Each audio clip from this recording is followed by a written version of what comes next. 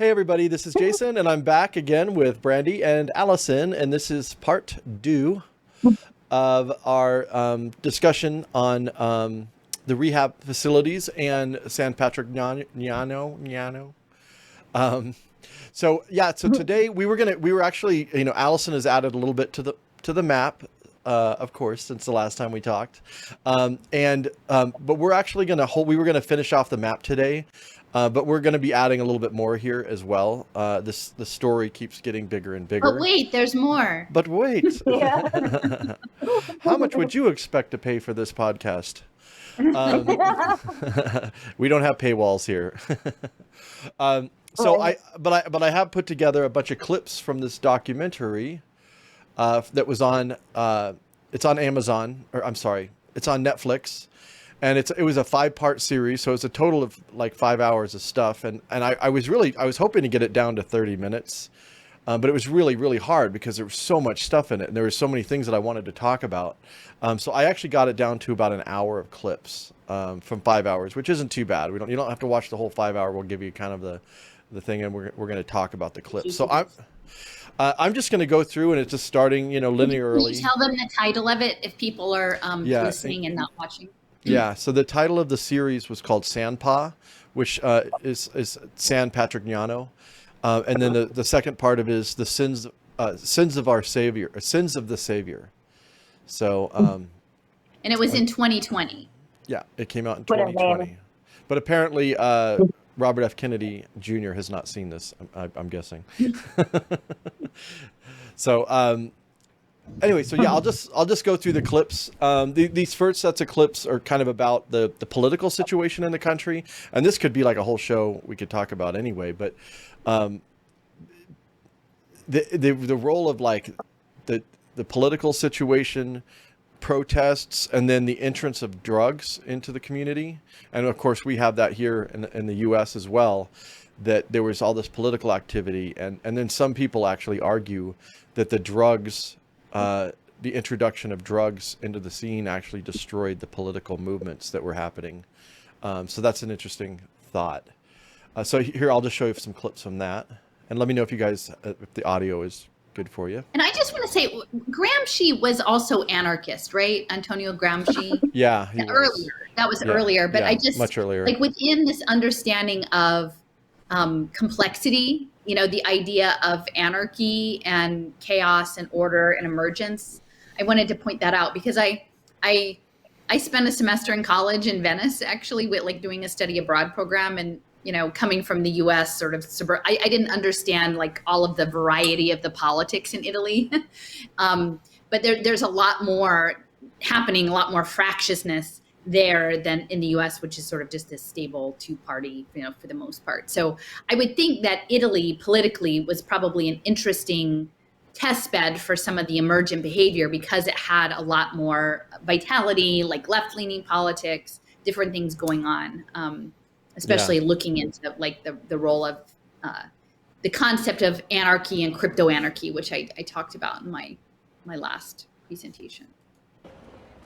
Negli anni 70 io ero una studentessa, ho cominciato a fare politica.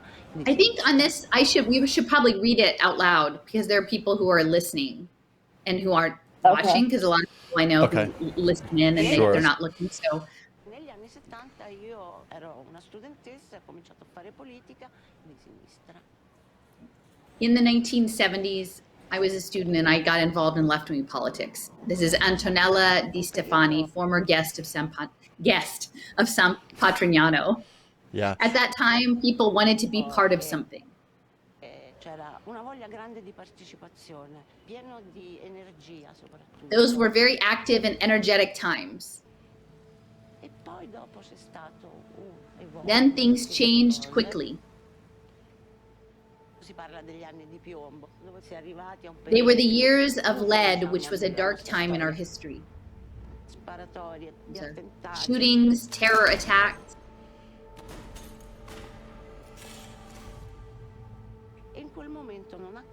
At that time, and not by chance, large quantities of drugs started to circulate in Italy.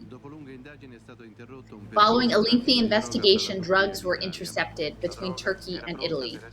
The drug was ready to be sold on the streets of Milan. So just talking about the. I was young, and suddenly this wave of heroin was upon us. The arrival of heroin obliterated everyone's dreams. At a very particular moment, because there were the students' protests and the youth marches in the streets. The dealers were hippies, flower children. They went to Holland to get hashish in those Volkswagen vans. And then suddenly those guys were gone and were replaced by some strange people. I mean, people with these big Alfa Romeo cars, short hair and smart jackets. They knew we were looking for something to get high, and they'd call us, "Hey, come here, do you need anything? I want some hash, I've got it." We'd give them like 5,000-10,000 lira, and as change, they'd often give us a hit. We called it a bogey, because it was a little brown ball of brown sugar, and he'd pull out a new syringe, and he had all the equipment, and he would give it to us. And since we worshipped guys like Lou Reed and the Stones, notorious junkies, it was cool for us to share something with our legends. And so we shot up. I was a right-winger, and I found myself with left-wingers, Red Brigade members, fascists, all queuing up to buy our fix. The whole of Italy was devastated. The towns were full of zombies. So we'll stop there. So that segment I thought was important too, to just talk about the political situation, that the traditional drug dealers went away, and then all of a sudden you had these very professional people, and we know the history of intelligence and their role in introducing drugs into community, especially harder drugs into different communities. And even the whole history, like we've talked about, Allison and I, about like just the role of like the opium wars in conquest going back, hundreds of years, really. Harvard, all of those meritocracy schools, their endowments are built on the opium wars, opium trade.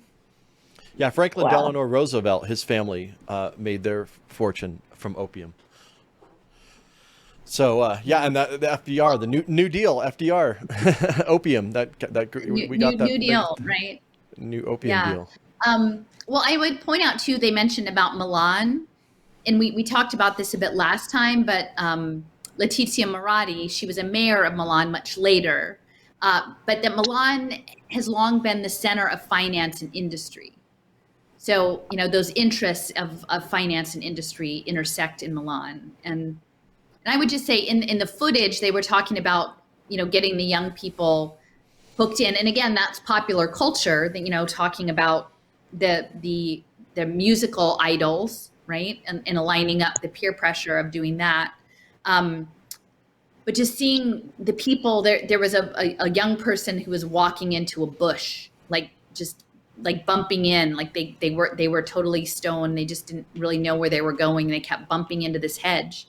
And, I'm sure it's not just in Philly, but in a lot of areas you see, people ODing, they're just nodding off on the street corners. It just reminded me, it's like at least in Philadelphia and Kensington, I think a lot of it actually also has to do with creative destruction.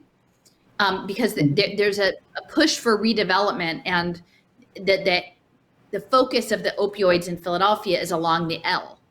And for a long time, the L was being renovated. So a lot of the businesses that were along the L, they had a very hard time going, because the L was not functioning and there was a lot of construction. But then after that was resolved, then the drugs came in. But you can imagine that ultimately in a smart city construct, being very close to fast public transportation is going to ultimately make that property very valuable. But the people are not going to want to pay market rate on that property. So if you can use drug culture and homeless people and addicts and violence and death and all of this social destruction to drive people remake out. these big sections so that they Decrease can the come value. back in. And it's already happening, like that they're coming back in and scooping up the property. Because again, it's been taken to the bottom. It's been bottomed out. And I think that's all on purpose.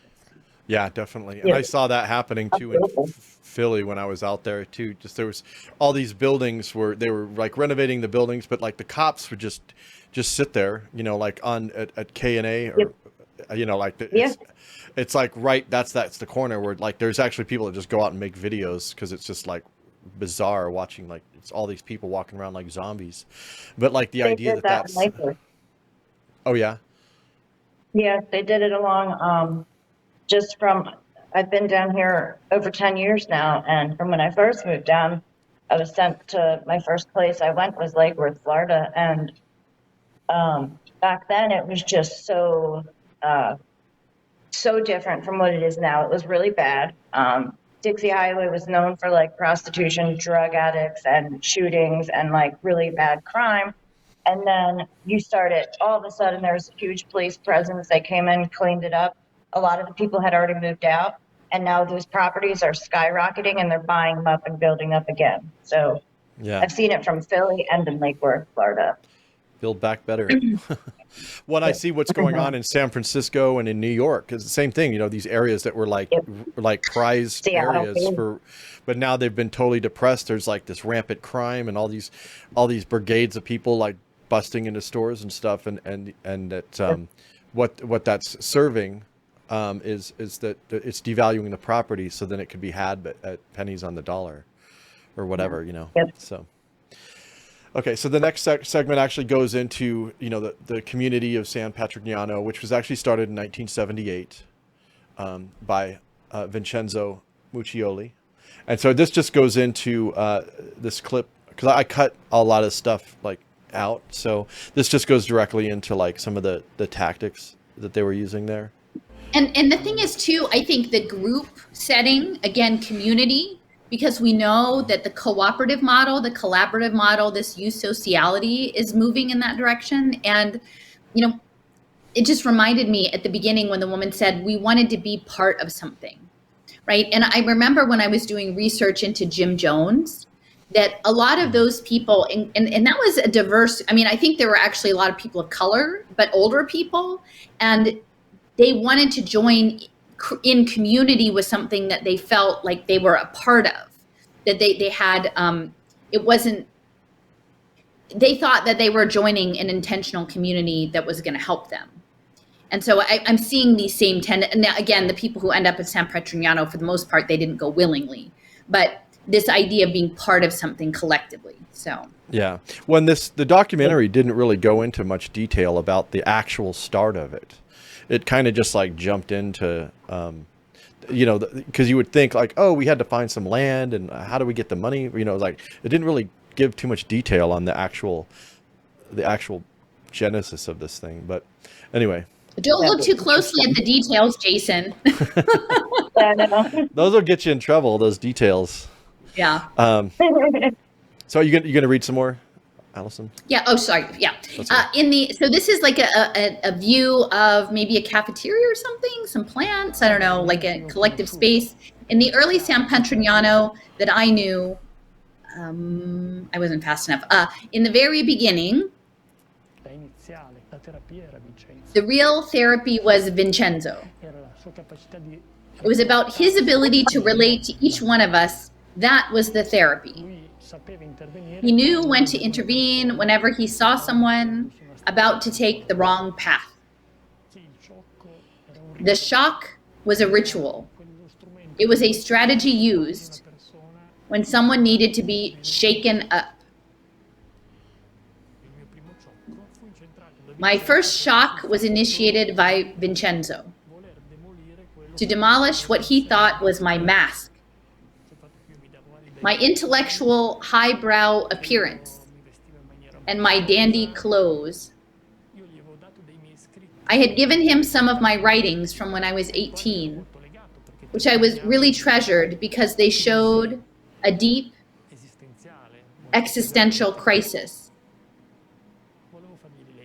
I wanted him to read them, and he took them home with him, and the day of the shock, He walked into the dining hall with his bundle of papers,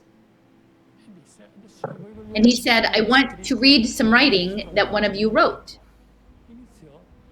And so he started to read some extracts of my writing, which were full of despair, with quite an ironic tone, as in, "Listen to this. Who does he think he is? God?" And it was all part of the plan aimed at breaking this mask, which he believed I was wearing. As if I borrowed my personality and give me back my true identity, which, as it happened, was the one shaped by the commune. Bare, defenseless, and fragile, that's how you could be welcomed back like the prodigal son. So yeah, that clip right there I thought was good because it talks about the the psychology of the psychologically breaking people down, breaking down their ego and bringing them into the community. And we see that with like different cults, different kind of groups. Right. You break the person down and you already have someone that's obviously has addiction issues. So there's already a lot of broken downness already happening there. And that guy that was talking actually ended up becoming I think he's the one that became the doctor, one of the doctors on the. He stayed with them for many years as the doctor. So we'll see more of him. Okay. Brandy, did you want to say anything about that part of? I just think it relates a lot to NA and AA, the psychology of breaking somebody down to. There's a step in the NA, I think it's the fourth step, where you are supposed to like basically write everything down that ever went wrong in your life, or your resentments or any problems that you've had. And then you're supposed to like somehow just, get, the sponsor that's supposed to be sponsoring you to guide you through the steps. You're supposed to somehow just let all of it go and then become a new person, essentially. So I do see a lot of resemblance towards AA and NA when it comes to that. Yeah. For me personally, anyway. Well, and it's interesting too that this idea that he would do that something publicly. Yeah. Right. Because part of this, the signal is it didn't happen in an individual therapeutic session, a one-on-one. It happened in a public space as part of the community. So I'm just thinking about that as a signal, like the signaling within a social context. And I think that's important. It wasn't part of it was meant to be a performance. It was meant to be something that happened in public, that is part of the social structure of the group, which you think about sociality, this, and Jeremy Pitt talking about socio-technical systems, like how do you translate a social system into code? And then, and so like within the construct of that, there would be things like, oh, this is normal, this, shock, these public, ironies, the disconnect of the ego. This is how we do it. These are the rules of our society. This is how we do it here. And clearly, in this case, it wasn't governed. It was from the top because this is sort of a cult of personality. Muccioli. Yeah. So that's the thing too about this documentary, it talks a lot about his personality, and he was really running the show. And then at a certain point, he started to create groups, and he started to create a different management of it because he realized it was too big for him to manage the whole thing. And so it changed there. So moving forward with these discussions, there's two different things. There's like the thing about having someone like run it like a dictator, but then what we're actually going to have is more of a computational governance system that's going to be automated and digital. But this is a lot of these things are in terms of the framing is useful for thinking about what's coming forward. This next section is talking about esoterics and spiritualism. So he was really into a lot of like different spiritualism, and actually, I'll just let the clip speak for itself. Vincenzo was always drawn to esoteric rites and things like that. And so my mother told me he joined a group of spiritualists. He was determined to become a medium. He put together a group of people who would practice seances. And record onto tapes the messages spoken by the alleged spirits. that had been evoked. And he founded the commune of San Patrignano with this group as a cooperative. It was a fact that, according to some stories, he would present himself as a man with a stigmata on his hands. He had an inner circle of 12 followers, and they cured people with potions and things like that. And then later, they started curing drug addicts. So, yeah, I thought that was interesting, especially with some of the stuff that you've talked about, Alice, and I thought you would have a lot to say about that. Yeah, no, it's interesting. Well, yeah, I mean, of course, I think we talked a little bit last time about the push for the application of psychedelics to treat other kinds of addiction, like alcoholism or whatever, and specifically ayahuasca, and you know that aspect. You know, some of that has an aspect of mediumship there, and again, this idea of bringing people together as a cooperative and being in an altered state of consciousness that has a ritual component. Now, something that I don't know if I put it in this map or another map that I was working on, but I was looking at, you know, ayahuasca is part of the sacrament in a spiritualist faith practice that's a combination of liberation theology and indigenous plant medicine and Yoruba, like Afro-Indigenous culture in Brazil. And again, that was, it wasn't actually the Daime Santo, it's called Santo Daime Church, wasn't involved in that last group that I was talking about, the use of ayahuasca for addiction. They were in Peru, but it was another group. But there was a paper that I was looking at that was quite fascinating because it was talking about, and in this particular faith practice, which is extended worldwide, and I think there are practitioners or, you know, members of the faith who are interested in this use of ayahuasca for treating alcoholism, at least. That the paper was looking at the worldwide, the practitioners went along with all of the lockdowns. So it's interesting because they're accessing an altered state of consciousness and sort of plant medicine, and you might think that they would be tapped into some other channel, but nevertheless, the leadership went along with that. And again, for the most part, especially because it was international, they had these agreements with, you know, drug enforcement of various countries. So they were embedded in the system, as it were. And if they didn't go along, then they would risk those relationships that had been sought out through judicial proceedings and worked out contractually with DEA and all of the stuff. So they went along, but I didn't realize, I guess, that they were still conducting aspects of the ritual with the sacrament, but doing it online. And I think that year, the year of the lockdowns was like 100, it was significant, like 100th anniversary. So they were looking at the energetics of doing this ritual practice that involved the use of mind-altering sacrament and its transferal onto a digital platform. And of course, we know, again, the therapeutic modalities, not San Patrignano, but since the lockdowns have been almost exclusively online for different kinds, either, you know, through emerging technologies and augmented or virtual realities or through Zoom. So to me, it's very interesting when you're talking about bringing people together under the umbrella of someone who is seeking to participate in mediumship.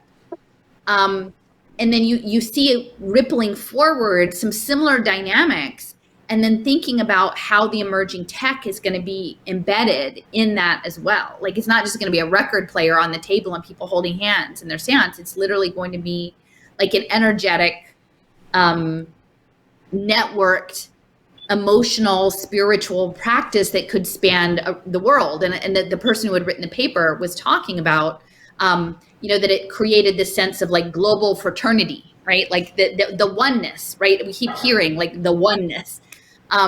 And again, I'm not trying to blame. I'm just trying to sort of tease out that there are these origins of getting beyond your immediate surroundings, whether that's your ego or the material situation, into this other sphere. And I believe that with the emerging tech, they're very interested in capturing emergent behavior, either individual or collective, from that, and using that towards some goal that we may not be fully aware of what it actually is, some problem solving space that we don't understand. I was going to say that I thought it was interesting because ayahuasca was actually offered to me, like, I'd like to say, let me see, 1, 2, probably like, I would say at least over 8 years ago. Maybe maybe 7, probably 7 years ago, by my cousin, who is a psychologist in California, in San Francisco. And so she was like, hey, you know, like, I know you're having a lot of issues. I talked to your mom, and, you know, we were thinking, well, my mom really wasn't thinking, but Kim was like, or my cousin was like, yeah, you know, like, so I heard of this new program, and it's like, it's not really a program, it's a spiritual thing. And I know that you're very spiritual. So I was looking into it, and it's called ayahuasca. And I said, that's a plant. Cause like, I kind of knew about it, but I didn't know anything, like, you know, like info about it. And so I was like, isn't it like a plant? And she was like, yeah. And I was like, is it similar to shrooms? And she was like, well, no, because it's a total different, like, psychedelic experience. But it's supposed to, like, there's been people that I work with, and I think San Francisco at the time, that she had known that were like higher up, and she was like, they highly recommend it because they're studying this right now, how people are reacting. So it wasn't legal in America yet. I don't know if they're allowed to do it now, but 7 years ago they weren't. So I would have had to fly to Mexico, or Brazil was the other one, but Mexico was closer. And basically go with, like, you know, like 6 or 7 other addicts, and there would be like I don't, like, not like a shaman, but, you know, like somebody who initiated the whole thing. And then they would have doctors on site, but they would also have people that were going to be there, literally like students, to study the experience and then take notes and like enter in, I guess, a bunch of data about how it went, or the, you know, the after effects, if it actually worked or not, the efficiency of it. And so I just find that interesting that even back then he was talking about it. And then you brought up the ayahuasca, and it's just interesting to me because it's, you know, like, I'm hearing all of this, and it's like, wow, yeah, I've been recommended that before. And the fact that they wanted to study, I'm glad I didn't do it, you know, because I think it would be really weird. I don't know what they would have done with the information. Judge, you know, past judgment. It's just the way in which these consciousnesses, you know, plant consciousness, and it's going to intersect with the emerging tech, like the nanotech, the biosensors, the EEG, the mind, you know, that's the plan. And one of the maps I was working on the other day, and it was around LSD, and the woman she was like the godmother of LSD therapy. It was, she was part of something called, I think, like the Beckley Foundation, and it was based in the UK and had ties to like the Wellcome Trust. And, you know, she'd been on Joe Rogan, and, you know, all of, you know, very prominent. And when you looked at their partners, I mean, the partner list went on. There were probably 60 partners. You could just kept scrolling, and there were more and more and more and more. But like the top one was MAPS, you know, and then there was another one, and then the third one was Open Society, which is Soros, right? So you've got Open Society and MAPS right up there at the top with, and again, LSD is not ayahuasca, but like altered states of consciousness in this. It's like they're really after something. Like there's something, and again, you consider the power dynamic. You know, in those programs where people are studying it, like they wouldn't exist if people weren't suffering from addictive behaviors, right? And so you can see how eventually, to get the information they want, they actually need people suffering from addiction. Like, so, and a lot of this is structural. It's not just like, oh, those are weak-willed people who made bad choices. Like there are structural reasons why we have swaths of society that succumbs to this pressure of doing that. So that's increasing. I don't know. It's just, Yeah. When Yeah. like I said before, I'm not opposed to the personal use, and I actually do think there are benefits Right. from some of these things, including ayahuasca. I have a lot of friends who I've never tried ayahuasca specifically, but I have a lot of friends who have, and they all have positive things to say about it. But what Yeah, I've heard that. it's where where I draw the line is like all those doctors and those Definitely. students and this data collection and then the Yep. business of it and like all of that. I don't think that should have anything to do with it. That's where I'm like, no. I'm a hard And no that's on kind all of of like, that. that's kind of where my cousin was trying to explain to me. She's like, look, I'm not like, she had my best interest. So she didn't want to throw me into something where I'd become like a case study. But she's like, I'm just letting you know that there is other options out there. Like maybe you shouldn't go about it this route, but if you wanted to, I know people that could help you with it. And Yeah. so it's like you said, I don't disagree with using things to your benefit for yourself, not for some large institution or corporation or government to come in and then collect all of the data and then try to study like that part of your, like that's just creepy to me and it kind of crosses the line at that Yeah. point, you know, defeats the purpose. I want to mention too, I don't know if I talked to you guys about this book, Greening the Paranormal by Jack Hunter. I think he edited it. And I'm not sure, I think Lorraine, who has done a lot of work on Teilhard Desjardins, had suggested this. Okay, so this is copyright 2019. So this is fairly recent. And it's quite interesting because the book, I'm only in the first or second chapter, but they're linking the idea of swarm intelligence with plant consciousness. Okay. So, Wow. and again, that goes in with like, and I know this is separate from ayahuasca, but like the wood wide web, like the intelligence of plants, again, collectively. And we know from like the clips that Leo has showed from Arise that they're looking at biochemical exchanges of like fungi and roots and whatever as free markets, right? Market-based exchange of, I don't know, it's potassium or something like that, and that the fungus can prune the roots or do the things. And so there's this complex communication that's happening in consciousness, different kinds of plants, like, and specifically talking about swarm. Like it wouldn't have occurred to me to think of plants as a swarm. Like I think of bugs as a swarm, but not plants. But Right. and then they were linking it to, again, the climate catastrophe stuff and the guy, is it James Lovelock? I can't remember his first name. The Gaia hypothesis. So again, like the Earth as a super organism.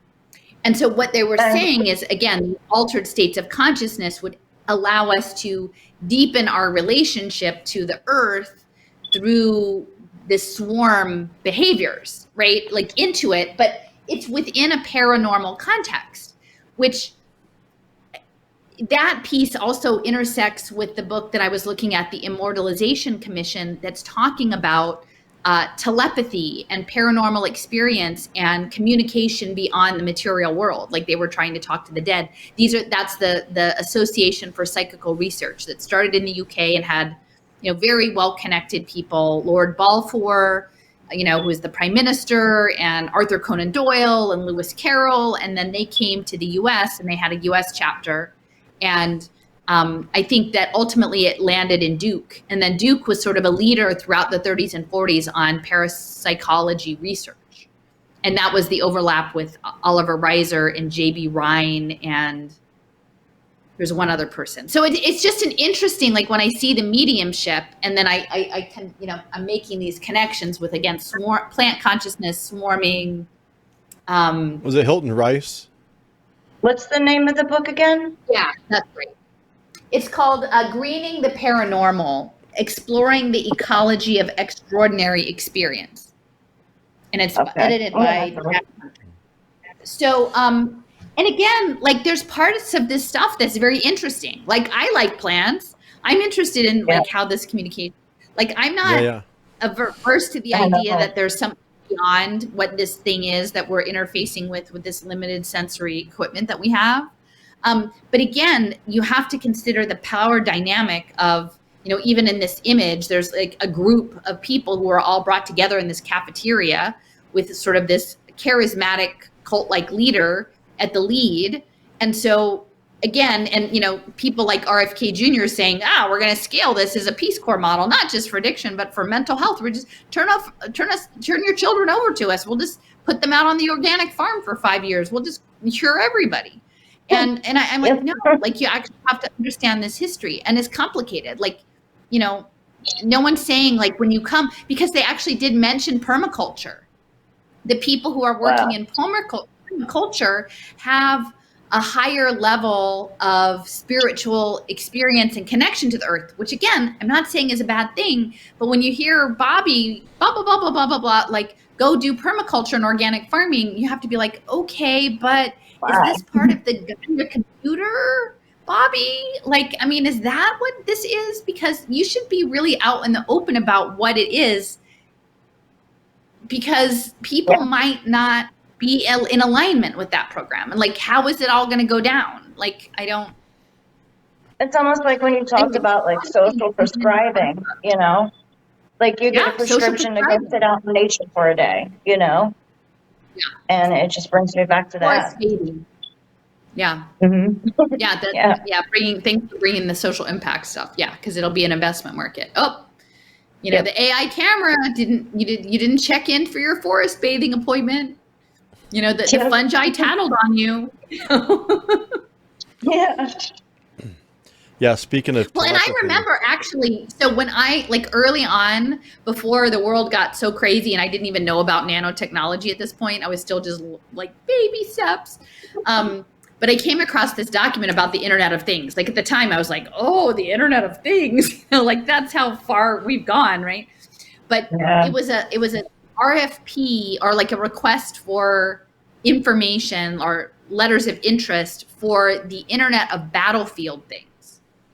So it was essentially the military, I don't know, the army, someone was hosting an event that if you wanted to submit a proposal for a contract, like you should come and figure out how to do the process. And like I used to work for an architecture firm, so like I know like you have to sometimes go to these meetings and they're like, okay, this is how you have to fill out the paperwork and this is how you have to structure the proposal. And I'd found a whole slide deck for like a day structuring this kind of event. But like in one of the slides, after like this is where the bathrooms are and this is when we eat lunch, it was talking about embedded sensors in plants, like a rose. I think, and again, you think of the Rosicrucians, but they had a drawing. And it wasn't a sensor applied onto a plant. It was literally grown within the plant. Now, again, I didn't know about nanotechnology at this point. And so it wasn't like I've shoved a wire down through the stem of this plant, but they were saying we can make plants that would listen to you. Like we could turn a plant into a radio. And again, I've shown that clip from NYC with the woman who's at the computer, and there's a plant by her apartment door and the cat runs out the open door into the hall, and the computer talks to her and the plant projects something onto the computer saying, you might want to get your cat. I remember that. Like all of this coming back to me about like, Brandy, they could totally tell you to go do some forest bathing. And then if you didn't show up, they could dial into the grove of trees and be like, did Brandy meet her expected, or did she hit her brain wave meditation targets like while she was forest bathing? Yep. And that's ubiquitous computing, ubiquitous sensing. And it won't necessarily look like, Lincoln Cannon had that clip that I've showed. Like, well, he had a picture of the crucifixion or something. And he's like, well, maybe nothing in this picture looks like you understand his technology. Like, maybe you don't understand what this technology looks like. I'm like, maybe we don't. I mean, I'm pretty sure we don't actually. Yeah. We're never going to get through the PBM right now. There's a documentary that came out in the 70s called The Secret Life of Plants. And I don't know if you've seen that one, but it's all about that plant. And also, at the psychedelic study or, psychedelic science conference here in Denver, they had a room that was all just artists that had different art pieces and everything. And one of the things was a room you went into with a bunch of plants, and they had like sensors and microphones on it. So you could hear there was all these different sounds happening in the room that were, I guess, supposedly the sounds of the plants. Anyway. We had that at Bartram's Garden. They had an event called Data Garden, I think in 2013, and they attached sensors like electrodes. This was much more basic than the nanotech. but like they were recording the plants. And again, that gets back to what I've been talking about with like biophotons and electrical communication that I'm going to pull in when we get back around to the map. But, you know, Stefford had shared a lot of stuff with me, and like early scientists looking at what Levin's talking about, like intercellular communication that isn't about neurons, that's at a different anatomical space. But it's like light-based communication. And, you know, they were looking at it in the 1920s, this Russian scientist, but they didn't really have the equipment to measure it and sense it. So he was, you know, essentially just described as like an idiot, like nobody believed him because they didn't have the sensing equipment. But now they've gotten to a point that they have equipment that they can sense, or so they say, the things that he's talking about. So then it becomes legitimate science at that point. But that just shows how narrow our sensing is that we build all of these tools to expand our senses. Yeah, be a Superman or a woman.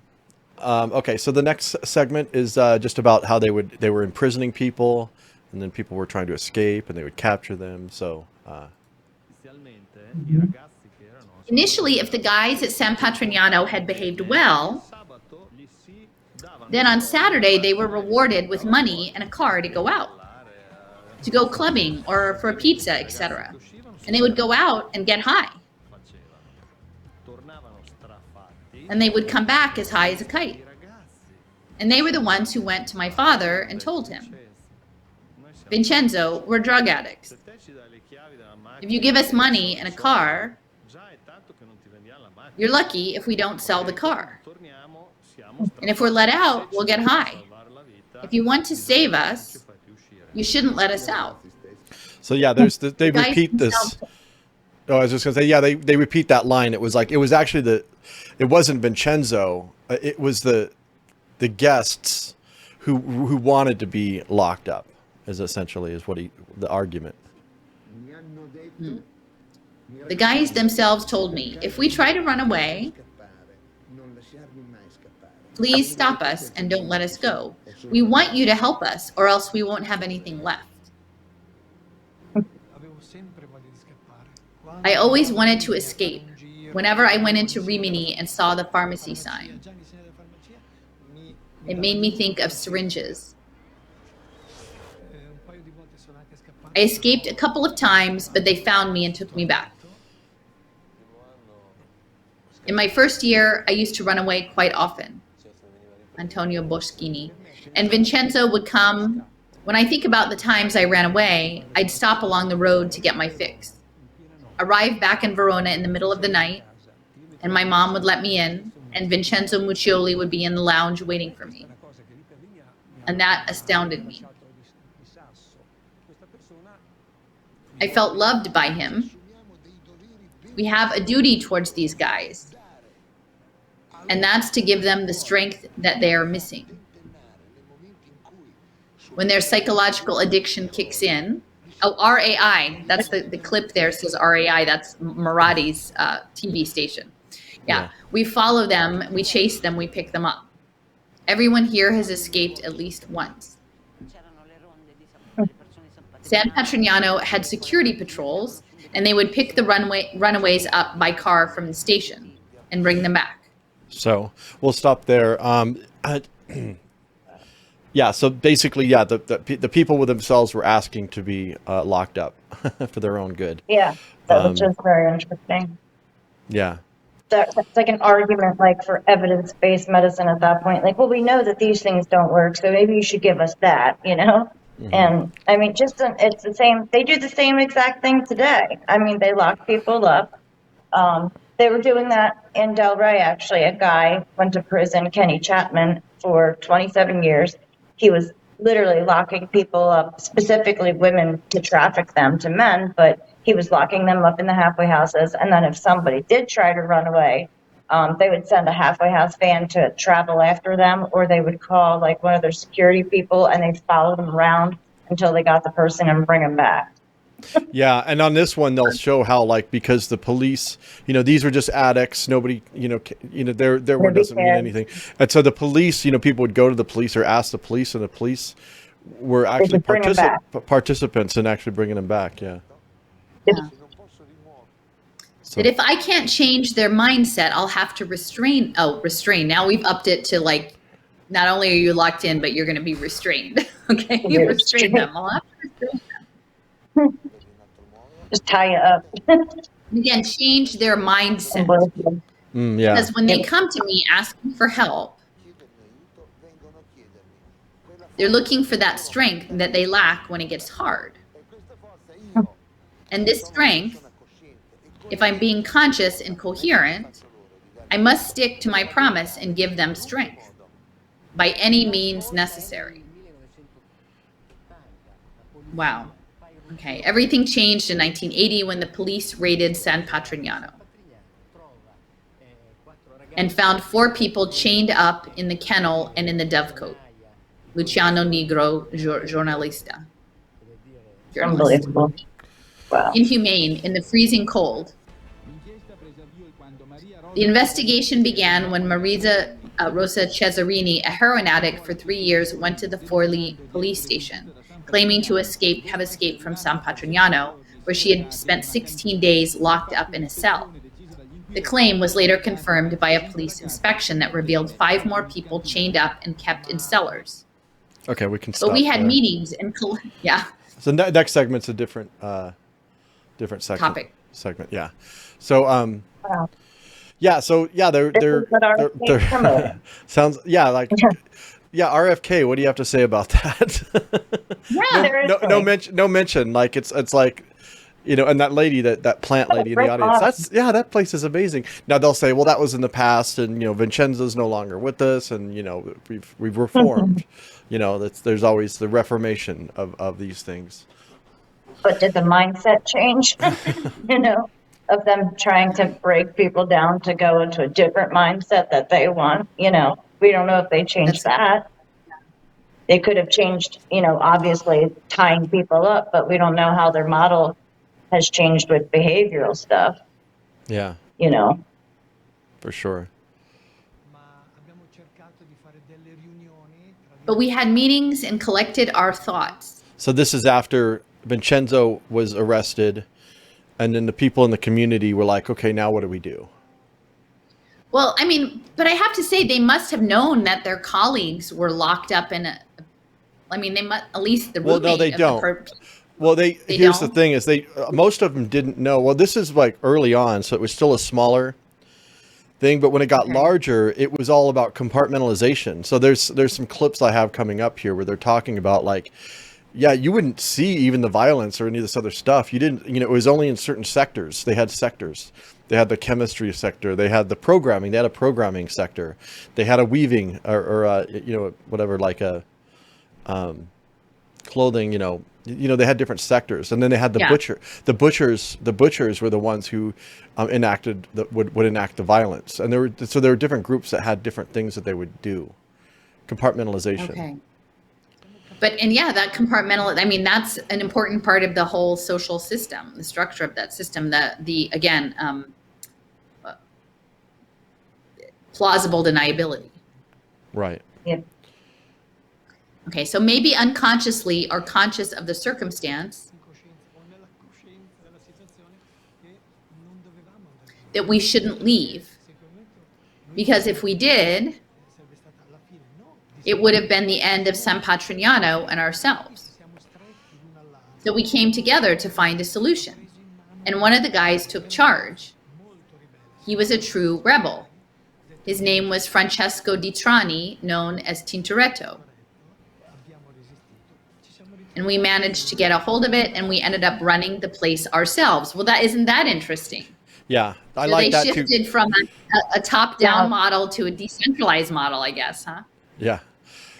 Brandy, did you want to say something? Yeah. It's just like Stockholm syndrome. Like, so now what do we do? Now we have to save it because he saved us, and now we're going to try to do it on our own way. I mean, maybe that was the goal the whole time, was to shift it to decentralize so that people could kind of reenact the same things that he did, I guess. I don't know. Well, that was just temporary because that was just when he came back, he took charge again. But just that idea of, there's a couple things there. But there is a buy-in. I think there's a psychological aspect that you've bought into the program. Right. Because Yeah, if they can exactly. get people to the point that, again, Stockholm syndrome, like I've chosen this, then you have a lot more control. If people, if you don't have Yep. to go against people in a directly aggressive way, but you can actually get them to agree that they're a participant and that they like being a participant, like that goes a long way to running Yeah. the program. Well, and also they do mention that this other guy Exactly. kind of took charge, so it wasn't, it didn't become a democracy or anything It's just interesting how they transitioned to it was like almost like their programming was like sufficient enough for them to do that for that short period of time. Yeah. I find it interesting. Yeah. Well, and part of it too was like, that people could come together and on their own could do stuff without the Vincenzos or whatever. I mean, I personally would love to be part of a community, addiction stuff aside, but like where we did do, grow Yeah, me food and too. do things like that, like I don't want to be a part of a commune per se, but I would want to have things that were private and some things that were shared and, some sort of mixed thing. But like, I totally believe in the, like community. And obviously, you have the setup a community is going to naturally form amongst the people that live there. So, so this is Gianmarco and Letizia Moratti, and they were we've talked about them in the last episode. He was an oil magnate, and then she's now kind of running the show. She's still alive. He's passed. And then the RAI, which is the Italian state television, but she was actually the head of it. So that was, Allison brought that up. That a lot of documentation of them, I'm sure. It's interesting. And then she was involved in education reform and public health and politics in Lombardy, which is Milan. Yeah, she's very connected, again, across a lot of the social welfare systems, like politics, education, health, and broadcasting, and internationally connected as well. So, because there's nothing more sustainable than one of Italy's largest oil refineries for your money.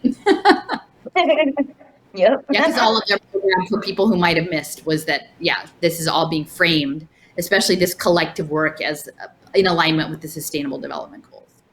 Okay, so when Vincenzo was arrested, Gianmarco Moratti and Letizia came down from Milan, and they stayed at the commune for the duration that Vincenzo and the others were in jail. In the Moratti family, Gianmarco is the oil man.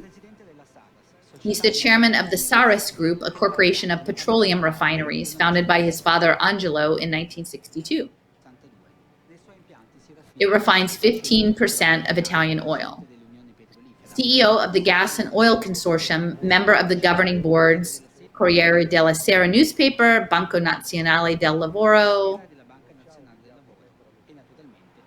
and of course, Inter Milan, which is the soccer team. Right. As an investigative judge, I issued court orders to halt further admissions to the commune because of an increased number of guests could have raised the chances of using coercive methods.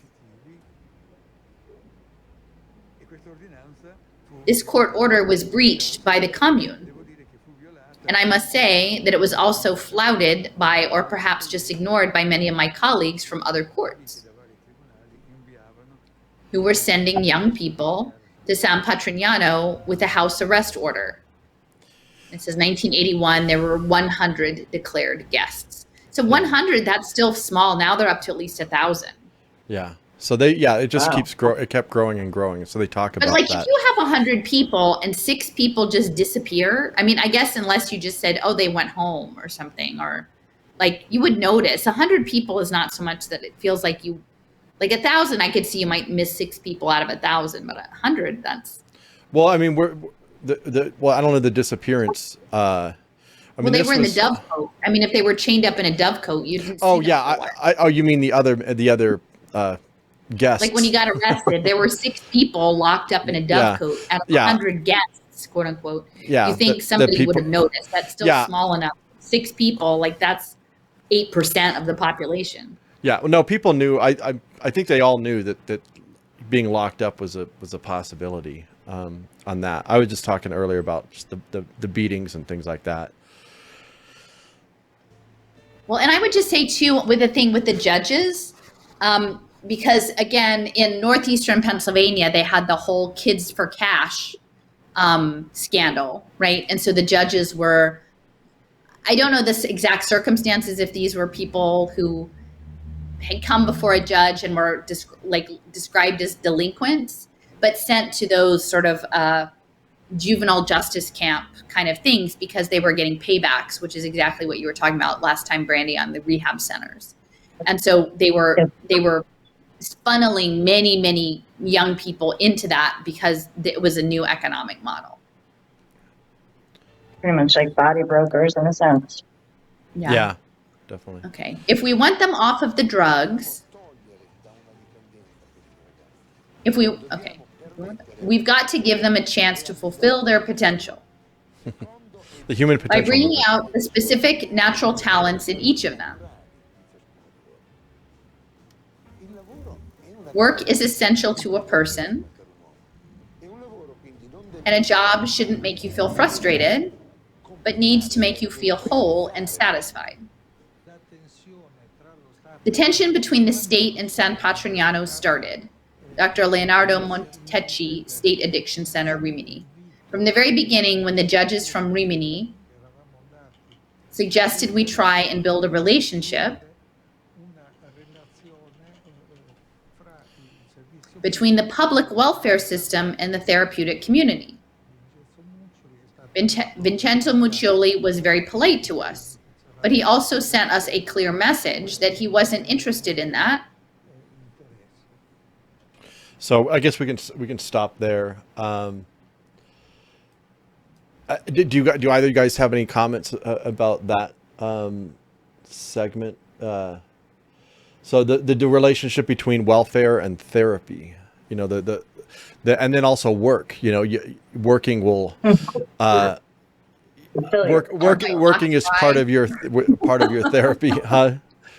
Arbeit macht frei, right? So actually, I brought that up because there's a later segment where they talk about their official motto was "Work will set you free."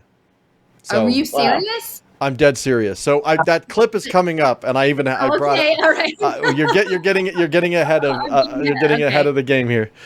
But again, and think about it, they're like they want, you know, and it sounds so good in some ways. Like work is important. Well, yes, like, you know, a lot of people, you have talents and you want to use them to contribute to a community. Yes, of course. But that would mean, like, I keep thinking about psychometric data.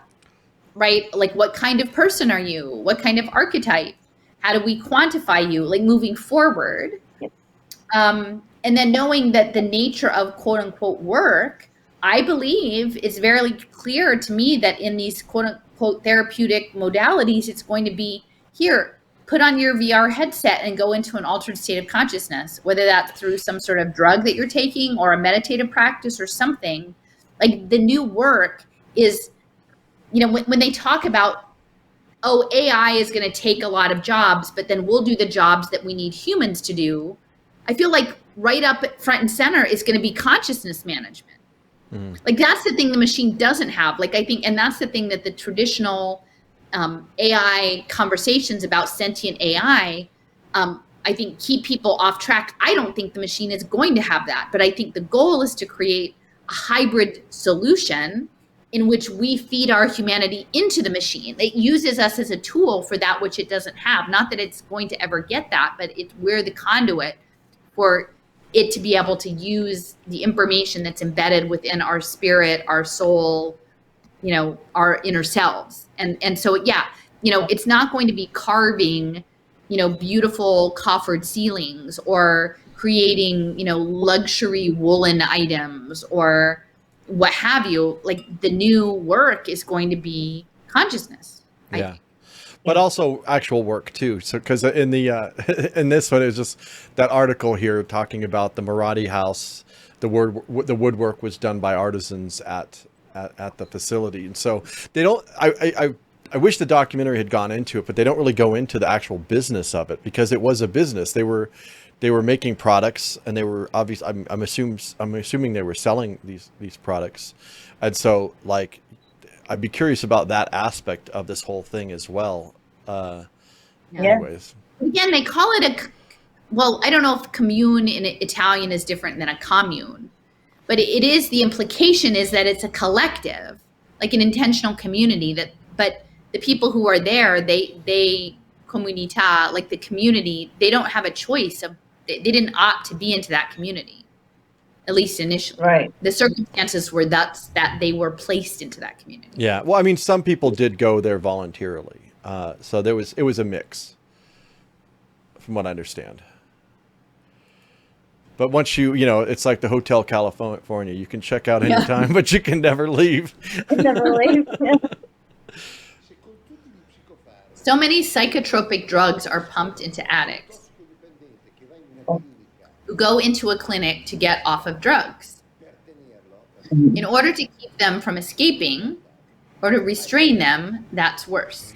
So he's saying that it's so real quick. Yeah, he's just saying that, like, it's worse.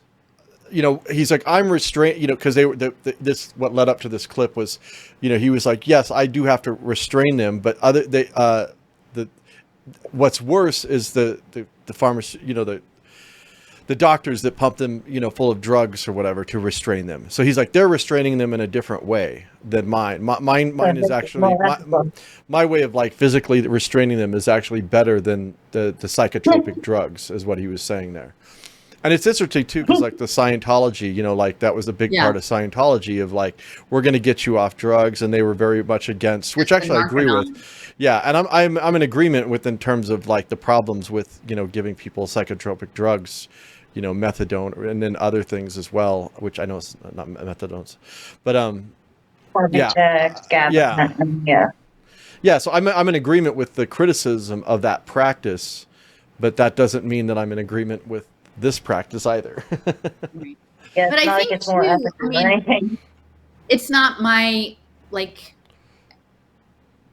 I don't know lots and lots about it, but, like, heroin, like, withdrawal is very, very painful and difficult. Like, and so, like, I think, like, the criticism of Narcanon or some of this is that people weren't getting adequate attention during that very difficult process of withdrawal, and it had, like, in some cases, very negative health impacts on them.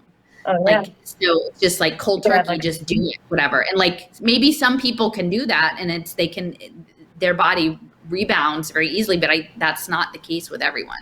Yeah. And so I think, like, the idea of weaning somebody off of the drug makes sense. You can have seizures, you can fall, you can have there's a wide variety of things that can happen if you just quit cold turkey. It could be dangerous, especially if, for women, if they're pregnant at the same time. I mean, you can't do it cold turkey like that. Most of the time you can't.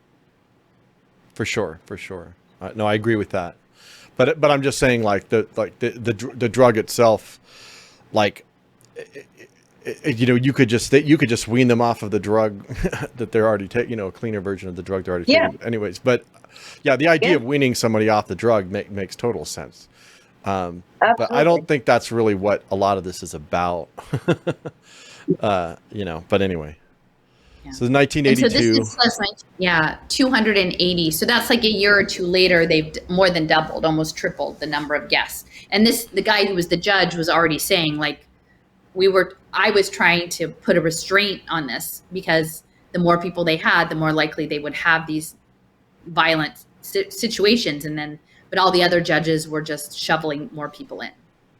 So, yeah. Wow. So in my commune, we're building new spaces. So they've got somebody there with, like, a backhoe with no financial help from the state. Okay, so there's your libertarian ankle, right?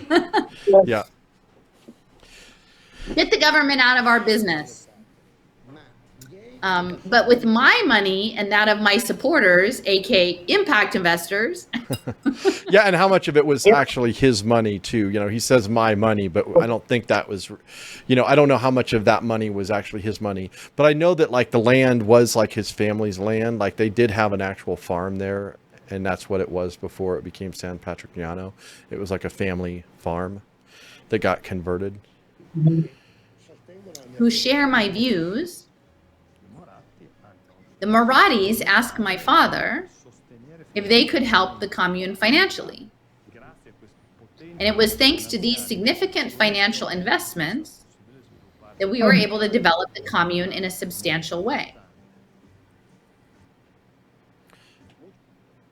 So I The guess way we'll just keep going. Muccioli had set this commune up, the way he deals with those young people and his humanity shows his genius. His methods, however, have often been heavily criticized. What would you say to the people that criticize him?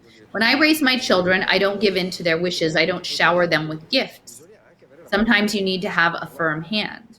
Look, if I had a son that I had to restrain so that he wouldn't go up and shoot up or something along those lines, I would rather keep him locked up for a day or two than keep him in bed stoned with Valium, Valtran, or Moditin Depot, Serenase.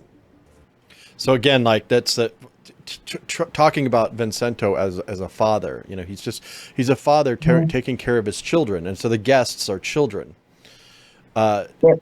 And so that's interesting. And then again, he brings up that like, hey, but I'm not giving them these other drugs. So that's Tough love, yeah. yeah. Well, and I would say too, the whole father frame is that, you know, Bobby's pitch for this Peace Corps San Patrignano model scaled across the U.S. He's, you know, I mentioned this before, but he specifically talks about children, the youth, the children, even though addiction, like in the opioid stuff is, I mean, for a while, at least, there were all the 60-minute shows about like suburban moms, you know, who are on it from, you know, medical, whatever, and so it's not just children, but you can see how this thing of like the kind but firm father figure would work well with this narrative. Yeah. Yeah. So this The guy is impact of real Red quick. I'll just Ronnie. yeah. This is Red Ronnie. He was like a radio like DJ guy, but that was really like influential culturally in Italy, and so Okay. he became a big advocate for San Patrignano and Vincenzo. The impact of Red Ronnie was just as important as that of the various broadcasters and the national press that supported Muccioli. The character of Red Ronnie was born out of solitude? Let me go back. Yeah. Sorry. Yeah, was born out of solitude. And there's David Bowie in the image with Red Ronnie in this image. And then, Bob Marley. I don't know, somebody is that Bob Marley, Yeah, like wearing a Bob Marley t-shirt. So, and then Bebop until in a few more until Roxy Bar. So there's Paul McCartney in that image. And finally, the total independence of today's Barone Rosso. I decided I would become a soldier. So I'll just say something about that. There's several points. Patrignano. Oh, sorry. Go ahead. I'll just say something about that. That term "soldier" is used a lot in this. So they called the people that were supporters of it, and even the guests. They would call the guests, "You have to be a good soldier." They called everybody soldiers, which was really interesting. So okay. So this guy, he says he was there to help defend, brought in to help defend. Is Vincenzo. this the radio guy? Is this the Red Ronnie? This is Red Ronnie. And he's just like throughout the whole documentary. I only included a couple clips from it, but he's in the documentary a lot, basically just being an apologist for the situation. Right. But it's interesting again to think about popular culture and music. And again, if we're understanding consciousness, that you know, I know it's a different era, but there is a big push around in altered states of consciousness of like electronic music and dance music, and and a lot of subliminal stuff, and even not in popular music, but music. Like there's ways of embedding information in a subliminal manner into music musical environments, and then clearly like establishing cultural norms that pull in, again, impressionable people who are young and they want to fit in. They want to, they don't want to fit in. They want to fit in the group that's not fitting in, or they want to fit, like there's different slots that you can occupy, either being the outsider or the insider. But music, especially for young people, I mean, that's the backdrop of your life. Your life is defined by the musical culture you're part of at different points in your life. That's like a very visceral aspect, not just like smell, but music, I think, is right down there in terms of evocative aspects. Definitely. And the trial of San Patrignano started an era when people became aware of the reality of desperate parents. Before that, drug addiction was swept under the carpet. Yes, he was a junkie. Yes, he's dead. He overdosed. His damn problem. It's not like that. He made the institutions, which didn't know what to do, or possibly did the wrong things, face reality. My daughter, after 9.5 years of drugs, was rescued by Vincenzo, who saved her from a criminal asylum, and I've been told there was no hope. The head of the asylum told me to let her die. Do they know what it means to deal with an addict in withdrawal? He trashes everything. I can show you if you come to my house. My Sony TV smashed, thrown out of the window. Wardrobes and mirrors smashed too. Chains, I wished he would have nailed him. So that was, the parents were like, yeah, the parents are also endorsing the restraint and like locking. Yeah. And my son would be safe now. But he escaped. And where is he now? In prison. Where would he be better off? How about the invisible chains of heroin? Those chains are much worse, because it's very hard to break them. Vincenzo succeeded. Using real chains. We welcome real chains. God bless the chains of San Patrignano. I would even be happy with a more archaic form of torture. Wow. Yeah. As a mother, I'm devastated. Can't go on. How long has your daughter been addicted? It's been 2 years. I can't take it any longer. Vincenzo is my only hope. Thank you. Don't thank me. This is what we found there. Wow, and then there's a pile of chains on the judge's table. We didn't plan to use the chains. They were there. The chains shown were used out of necessity.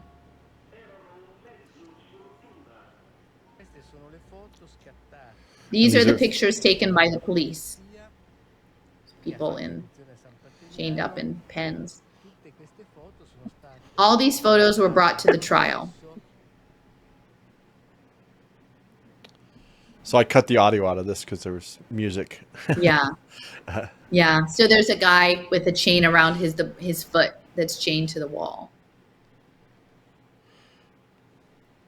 And similar to the belief system now, where I feel safer if my kid's in jail because at least I know he's safe. Yeah, I know where he's at. They're not using drugs. Mm-hmm. Yeah. With desperation. Yeah. Well, and it's interesting too, though, I want to point out that, this is a narrative crafting, right? And so he was found out, and they probably had a lead time of when he was in jail to create these public stagings and do the documentation to frame the narrative, right? And that, it just so happened that the people who are the financial backers are also connected to print and broadcast media, right? And so they can create the narratives, they can bring in people to spin it this certain way, right? To make it normalized. And again, like make parents think about it that way. Yeah. Yeah.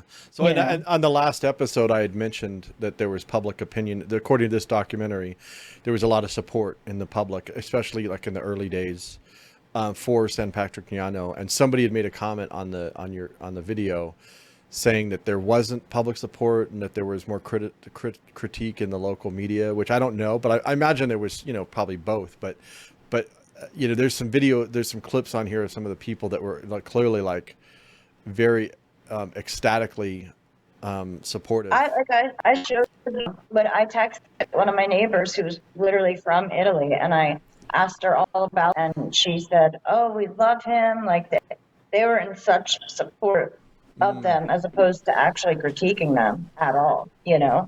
Yeah. Well, Yeah. I So mean, the thing is, too, if you think about it, like, because I was sort of Googling through, and clearly the program and a lot of the research, it's like the darling of the international class, right? And so we talked last time that Maradi has these connections, San Patrignano, with the Confindustria or whatever, like the National Manufacturing Membership Association. Because again, the plan is going to be, like some of it's consciousness work, but they're going to get free labor, right? These are going to be sort of work gulags of various kinds. And so, but this is connected with the UN Sustainable Development Goals. A lot of the research and support of it is coming out of the US. So there are programs that are embedded there. And I think they can be embedded there because there's, again, maybe not super strong government institutions, a lot of things in transition. You have the Catholic Church. Even in, like, I thought it was interesting in the courtroom scene, like there's no separation of church and state. Like there's a cross and this like a Bible verse or something. The judges, I noticed the cross in the courtroom. That was interesting. Yeah. And we know that the Vatican is involved with conscious capitalism. Again, the noosphere, even though theoretically they read out Teilhard de Chardin, but he was a Jesuit. So now we've got a Jesuit in place. So, and the other thing is, like, Raoul had done a couple of pieces looking at Eastern Europe and the Vatican and the OSS, which was the precursor to the CIA. And it occurred to me that, like, if what this is about is creating these test beds for biohybrid superintelligence, like communes, like the communes would be nodes, you're going to have some that will be maybe contemplative practice, right? Like the focolare groups. But then this could be another variety. And, like the OSS was all over Italy, and, oh gosh, what was it like that it was Operation Condor. And then there was another one in Europe, like when they were quietly like funding the mafia to go after the leftists, but it was really conservatives. But like the US, like the CIA, that's in behind a lot of that. And then if you think about that, like Niantic, this augmented biohybrid superintelligence is going to run on augmented reality and ubiquitous sensing. Like we know that came out of Niantic, like the Pokemon Go, the Leap, whatever that's down in Florida, Magic Leap. That is an intelligence gathering. And so if you imagine intelligence isn't just the state looking, like snooping at you, but is literally about tapping into a collective intelligence in an altered state or a communal, like a eusociality. I don't know. Like to me, Italy, between the mafia and what was going on with the OSS and the CIA. Yeah, and the Operation Vatican. Gladio was the name of Gladio. Thank you. Yeah, that's Gladio. what I meant. Italy is probably a good place to try this stuff out on. Yeah, for sure. Okay, public opinion was in favor of San Patrignano, understandably, but they're still going through the photos. I think the newspapers didn't do their job properly. Okay, well, who has the connections to the newspapers? That would be Maradi, right? Right. I think the newspapers did not do their job properly because curiously, nobody wanted to show them the photos. I mean, this was a fact. And these are still going through the pictures of the people in chains. Of course, you could justify it by saying it was a mistake done in good faith. But why not show this? Why didn't they want people to see it? Those guys with chains around their wrists.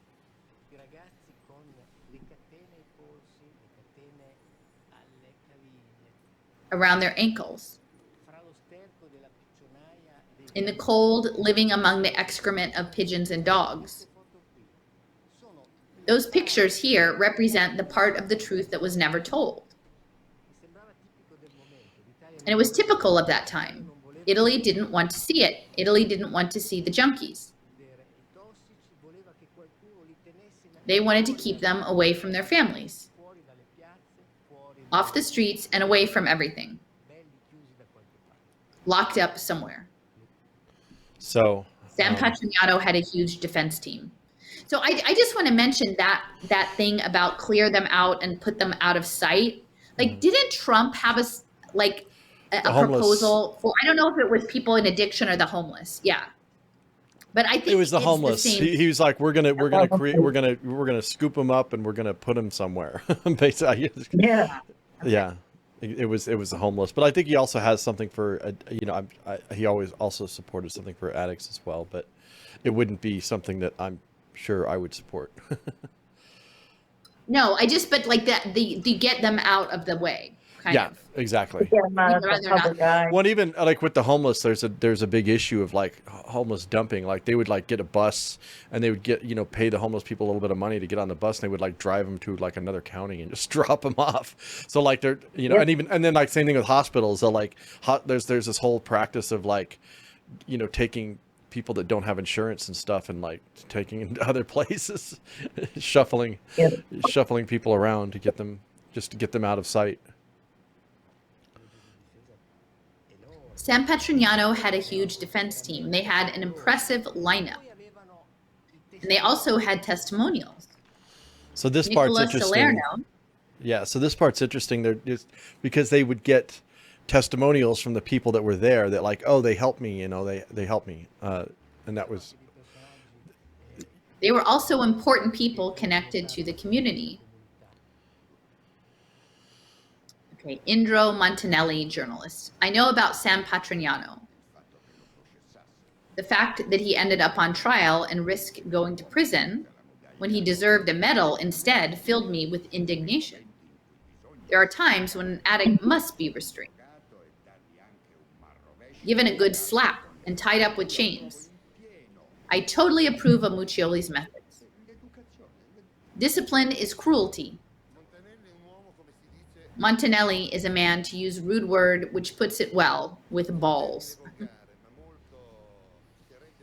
And this is the same radio guy who's doing all the interviews. Yeah, he's being interviewed by Red. Yeah, they're creating the reality. Like they're creating a curated reality based on what's advantageous. And again, you think of the lead time, right? So this must have been in the 80s at this point, like the early to mid 80s. Yeah. So we're 40 years out and they're just beginning to bloom this idea of scaling it. Imagine if RFK Jr. gets this, and they scale this program to rural areas across the United States. That's a 40-year lead time, that plan. Yeah. Yep. And again, one of the people that was connected, the guy with the UN ambassador to the UN from San Marino, which is near Rimini, and he's a major New York City Italian-American real estate investor, right? I mean, they must have a lock. And imagine, Brandy, they're probably all in opportunity zones. Like these rural areas, these poor rural areas, they will have I bet they already have the sites scouted out and maybe bought for these things. Yep. And it's getting so bad now that by the time there's a solution, people really won't care if it's good or not for the addict because they'll be so fed up with everything they're dealing with in the cities. And desperate. Yeah, definitely. Yep. Well, and I think part of that too, and again, it intersects with addiction and homelessness a lot of this is linked to the Soros district attorneys. And again, we know it's not just Open Society and Soros, but they have placed district attorneys systematically in mid to large cities across the United States to essentially not prosecute minor crime. And so the smash and grab, the shoplifting, there's really no recourse. I mean, at some point, unless you do something really bad, the people who are economically dispossessed or in it, they know that there's not going to be any hard stop. And so I think you're right, Brandy. By the time the answer comes into play, there will not be any empathy because the circumstances are such that it has been let to expand so much. And even like a lot of local businesses, they're not just stealing from Walmart, they're stealing from like the local sandwich shop. And so people will just like it's both eroding their economic, the smaller businesses economic baseline. It's eroding trust that social systems actually function. And then it's just gonna, they'll just be glad. Yeah. And I also saw like a mini documentary, and it was about Kensington. And I swear to God, at least 2 to 3 people who they interviewed separately were like, well, what do you think should happen? And they were all like small business owners or people who like had to live there, but like they weren't addicts and had no relation to addiction. They were like, well, I just think they need to just bring the military in and clean it out. Like just bring the military in, martial law, and just clean it out. And I was like, wow, you know? So it's already working in that sense of like, just get them out of here. I can't deal with this anymore. Just complete desperation, willing to try absolutely anything, which I thought was really sad, kind of scary, you know? Yeah, well, Trump will do that. Yep. All right. So he's saying he's an honest and he's a great man. You're talking about this other guy. Okay. This when I was guy. young, I had Mussolini. Of course. I was an enthusiastic black shirt until the age of 25. So this is one he's of a fascist. Yeah, so this is one of Muccioli's big supporters. That Muccioli in that last scene had just said he's an honest and great guy. Guy, so he's the guy with balls that Muccioli was saying. So this guy who is this guy? Let me see if it said what his. Yeah, he's a journalist. A journalist, Indro Montanelli. Okay. Yeah. All right. So. Yeah. So he's a big supporter of Mussolini and the black shirts. Okay. All right. Before fascism started to smell of death. It was the good old days of fascism. There were more than 180 witnesses before fascism, in defense of Vincenzo Muccioli. 180 witnesses defending him. Okay. And again, they had like famous people and like people that were of note. Well, if you think about it, though, like this was probably like an early, like this seems normal now, this idea of like courtroom drama or watching it on TV, like the idea of court proceedings. But I can imagine that in the early 80s, that was still quite novel within broadcast journalism, that you would have a high profile judicial proceedings that would be its own phenomenon, like on television. Yeah. And again, now we've gotten to the point that I guess there's some of those lawfare or whatever, those places that people watch. Jason, were you telling me about it? Like some people just go and tap in and watch courtroom scenes? Well, so like court is now being done on Zoom in a lot of places. Like I think still now they're still doing Zoom court. But you can get access to these, you can, it's accessible by the public. So there are people that have YouTube channels that they'll take the Zoom proceedings and then they'll just play them and then just talk about, they're kind of dumb. Usually it's just like people just talking about like, just some of it's just real tedious. And then these people will like just do commentary about the court proceedings, which could be just anything, could be any kind of like thing that people would be in court for, whatever. But it's like you see it's again, RAI. So like who was holding on to all of this footage for all those years just to have it available for when the series came out 40 years later? Well, I'm sure pretty much any news outlets always keeps everything that they film archived. They don't, that's well, I know, common. but I mean, it's I don't know. To me, it's interesting. Like I can go to like CNN and say, hey, I would like, and you can buy it. Like you can buy the footage as a filmmaker. If I said, hey, what do you have on this topic? And they've got it all cataloged and they'll sell me the footage. Yeah. The New York Times does that thing too, right? Huh? I don't know if they all do. And I said, oh, sorry. I said, I think the New York Times does that too, right? Yeah. Pretty much any outlet. Yeah. You can get even Getty Images. Like there's all these catalogs. There's a whole industry around, I'm just thinking of Marathi though, like having that connection to RAI, running it, and then like Yep. Would they have, Saving would it. this have been so prominent? Like, I don't know. Like, Yeah. maybe it's the first time it would have been prominent no matter what, or were they leveraging their access to media? Yeah, well, there's to clearly going to be a create a conflict. The CEO of REI is, doing stories about this other thing that she's involved with. I mean, there's clearly a conflict of interest just on the surface. So I'm sure that influenced the coverage. This trial became huge because among its witnesses,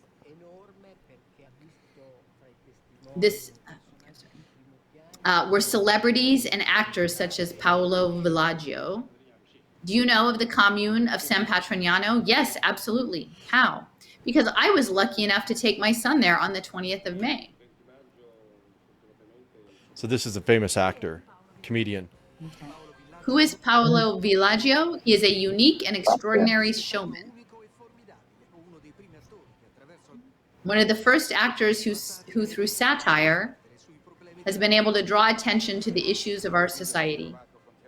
My son was found with 3 bottles of methadone. He was arrested and jailed. That's the help the state gave me, Piero Villaggio. But luckily, I found Muccioli, and so I'm ready to defend him like a lion. You have no idea. I also think that some slaps that Muccioli might have given are blessed slaps that we progressive fathers don't dare to give. I bless you, I bless you, I bless you.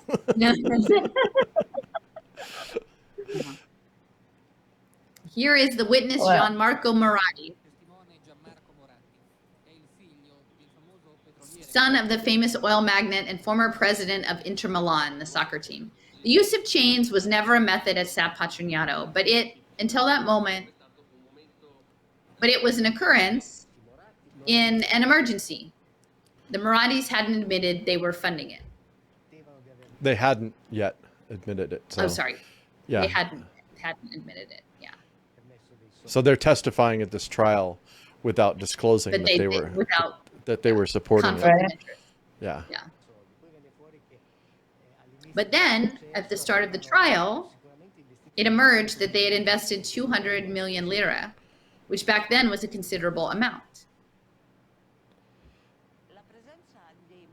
When speaking about the Moratti's presence at San Patrignano, you have to keep in mind some of their views.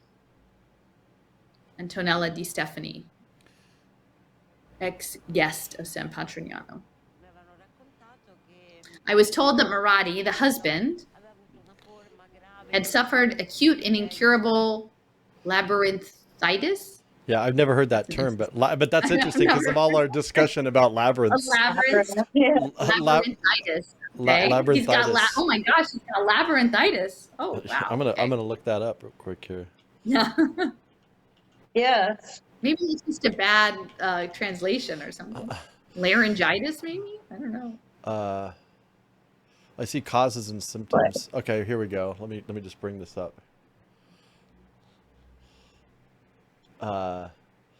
Inflammation. Inner ear. Yeah, a maze fluid-filled channels in the inner ear. It's inflammation of the vestibular. Oh, vertigo? Okay. Yeah. Labyrinth. So Di Stefani is saying that labyrinth. That is pretty terrible to have vertigo like that. Yeah. Yeah. Yeah, that does that. So that's that. Okay. Oh, hold on. While here in Rimini, Muccioli managed to cure him. Well, maybe that was his at one of his seances. Oh. Okay, with homeopathy and the laying on of hands. Okay. So yeah, there's a religious. They must have believed in like him as being. Well, that's the sins of the Savior, right? Like he's like the Savior figure. The Savior, yeah. Wow. With homeopathy and the laying on of hands, the esoteric component is quite prominent there. Okay, interesting. It would be useful to know how Muccioli met the Morattis. Sergio Pierini. I have nothing substantial on this, but they might have met during seances. So this is the former mayor of Coriano. I have nothing substantial on this, but they might have met during seances. There are these rumors of esoteric circumstances. These were the rumors. Why do people care about what I do? If we hold seances, if we believe in Jesus or in Buddha, if we believe in St. Anthony or in the Heavenly Father,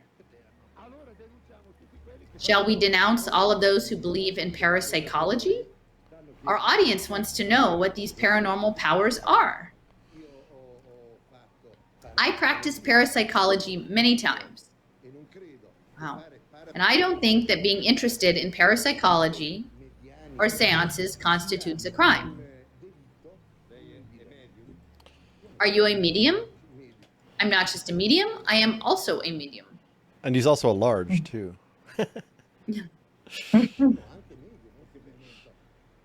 I'm a large, too, so. In the famous inner circle where Muccioli was a medium, he spoke on behalf of Christ. All this allows us to define Muccioli as a peculiar figure. A charismatic figure, someone gifted with special abilities. Able to persuade and be authoritative. And so a figure above all the others and above his followers, who basically become dependent on him. You said, I can't deny that I am addicted to San Patrignano. It was a joke for all those sociologists who confuse human affection and friendship with psychological dependence. So that was Gianmarco. That was Gianmarco. What was the relevance of this inner circle in the trial? Well, it provided important context to the story of this commune. And to understand Muccioli's personality, the court took those behaviors into account and defined them as fraudulent. And some members of this inner circle reported to the police that they had been locked up. That is what the procedural documents revealed. And furthermore, Muccioli, portraying himself as the medium of an unidentified deity and displaying self-inflicted stigmata to gain more credibility.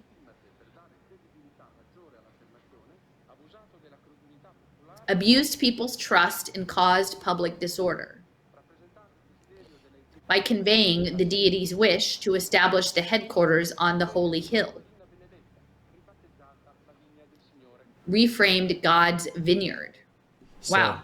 So this is pretty intense. Like, besides the whole chain thing, and like eventually there's a murder and that, the guy's a medium that is channeling Jesus with stigmata. Which is interesting because, like, isn't Italy like a majority like Roman Catholic? Like, that's like, I'm Italian and like a majority of my family is like Roman Catholic. So I'm shocked that they even like accept it, like any of that in a sense, you know? Well, I mean, the stigmata might have like gone along, but yeah, I don't know. I mean, that's a pretty over the top program to align yourself with. Yeah. You know, it is a pretty over the top program, Bobby. Wow. Yeah, it does. Wow. I'm going to look up that there's any relation with the Vatican and San Patrignano. That would be interesting too.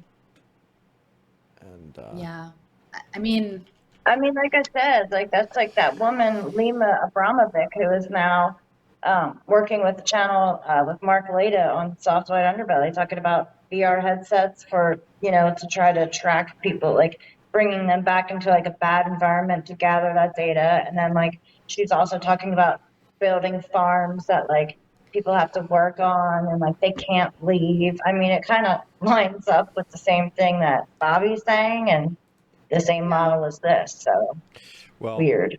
I guess at least Bobby's not channeling Jesus, or at least that he admits to. Not yet, anyway. We don't know. it wasn't just drug addicts that were chained.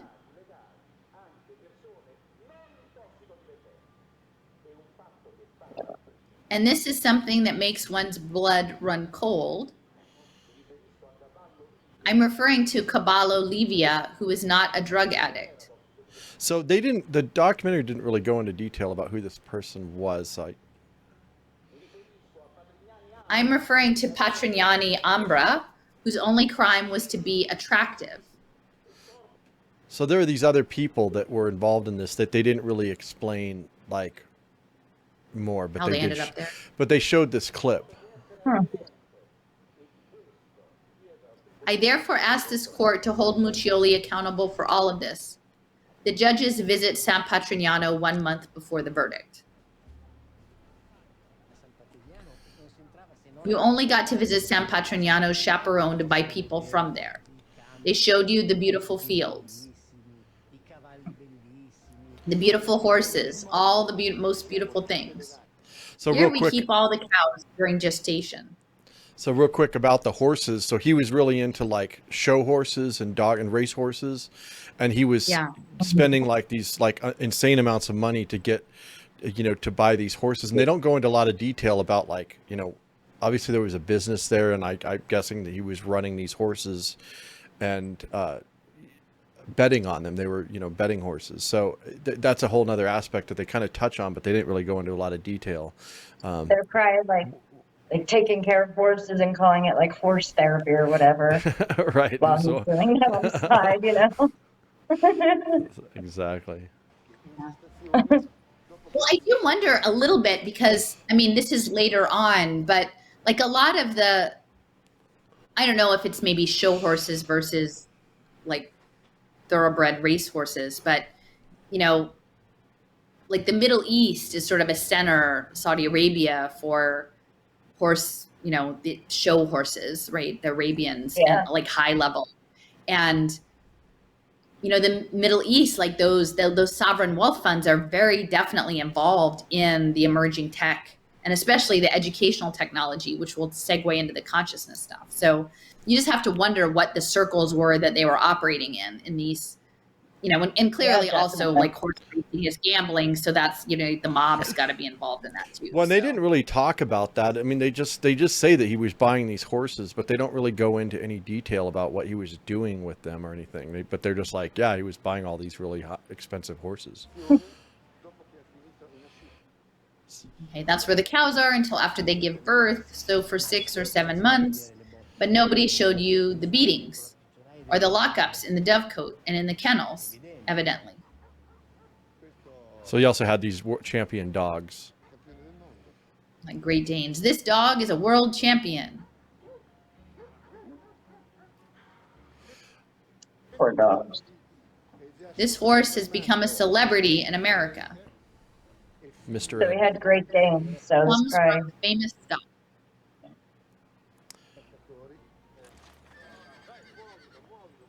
Make him move. Put him there. If you want to buy a horse like that, you'll be spending a lot of money.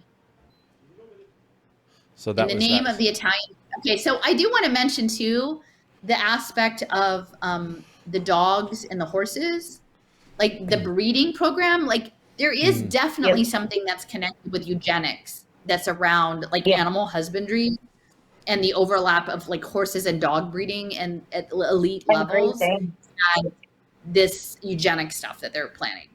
Yeah, and they had like they built a hospital and research centers, and they built they really built a lot of stuff on this thing. This documentary series is 5 parts, 5 hours. There's so much more to the story. Clearly, I wish I had Netflix to watch that. But... So this next segment is just talking about the sentencing and then the public support again. In the name of the Italian people, this court under Articles 483 and 488 of the Criminal Code sentences Muccioli Vincenzo to 1 year and 8 months in prison. Canini Giulio, shame on you. Shame on you, that's from the crowd. Mafiosi, you're disgusting. I knew they were drug dealers. Drug dealers. Yeah, they're calling the judges drug dealers. That's what I was going to say. Are they calling the judge that? The judge can't understand. He doesn't have an addict for a child. Wow. What can we do about drugs? What?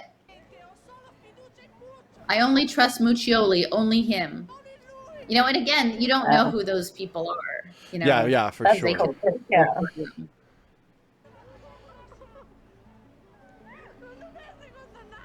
You can't imprison him. He lost the trial and was sentenced. But he won over the public opinion, and that is a fact. Without him, we're all dead. Don't you understand? Vincenzo, I only have faith in you, Vincenzo, and no one else. Wow. Don't worry, there's room for everyone. After the Chains trial, my father realized he had become an icon. He received the attention of a movie star. Well, you kind of almost have to wonder if that wasn't a setup. Like, was that part of the spectacle from the beginning?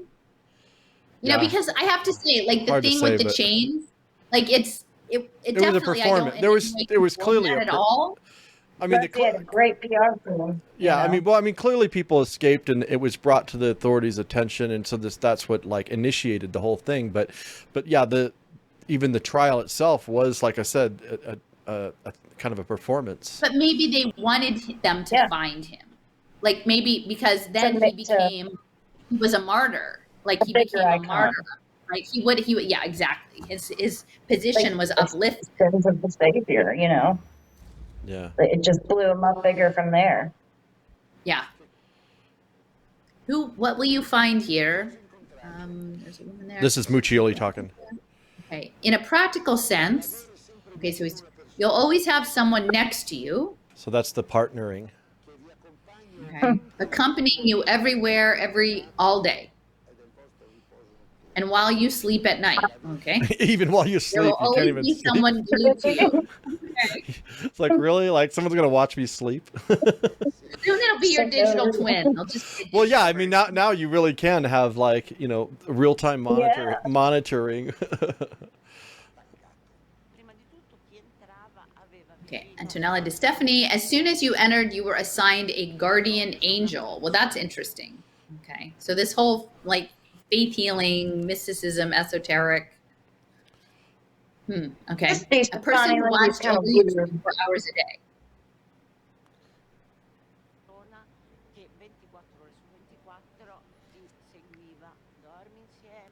You slept together, ate together.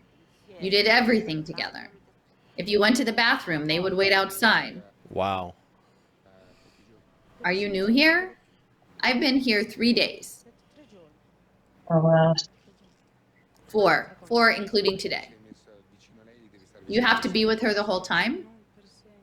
Yes, but it's not forever, just for the first few months. God. She needs someone with her to guide her. There were many rules at San Patrignano, but they weren't written. They were all passed on by your guardian. So I thought that was, I thought that was interesting that there were all these rules. There were unwritten rules. But you didn't know. Yeah, but it was the socio-technical system. Wow. Your autonomy of it and everything. Well, I don't know about you guys, but I want to go. I want to go. I want to go stay there. Sign me up. Right? Let's all get a vacation pass so we can be followed around the bathroom. That's right. You couldn't take medicine. You couldn't drink coffee. Back then, you couldn't smoke more than 10 cigarettes a day. So they had a very regimented, controlled. This is like so similar, though. Like, this is so weird how similar it is. Like this Di Stefani, whatever her first name is. It's so weird because it's like so similar to like detoxes and rehabs today in America, you know. And this was back in the middle 80s at this point, I guess. Yeah. Yeah. That's he's describing. Yeah, it seems like wow. Wow. Which were handed out at breakfast, the cigarettes, okay? For the first year, you couldn't phone or have visitors. So yeah, we've talked about that. That's a whole, and that's intense. Like when Bobby's like, "Oh, it's just 5 years and it's free and it's great," organic farming. Like they don't say that you're like isolated from like Your friends loved and family ones, for a yeah. year. Yeah, everyone. Everything. I don't ask you for money. If you offered it to me, I would not accept it. I don't need it. But what I do need is respect. You couldn't disrespect anyone under any circumstances. It wasn't permitted to dispute that reality, which was considered perfect. If you broke the rules, there would be a punishment, implemented immediately. So He would stand behind them and he would give them the sole piatti, or 2 big slaps on the cheeks or the ears. and they showed a clip. I guess there was some product or something. And it was a TV commercial, and that's what they would do. They would smack the person's head, like it was like part of some ad campaign. So that's where that term came from, like this television ad campaign. But they would actually do it. They'd come up and they'd like smack you with smack your head to like check you, I guess. Wow. Okay. You had to stand up while he berated you in front of everyone. And he'd say, "You've done this and that." Psychologically, it tore you down. If need be, I'll slap you. I won't just threaten to do it. If you persist in disputing, maybe in the shadows, if you looking for recruits in your dispute, Yeah, even looking for someone to like back you up is talk to, yeah. kind of interesting. Then, guys, I will isolate you. If you Break it down. escaped or were planning to, then you had a bigger punishment, which was isolation. Yeah, so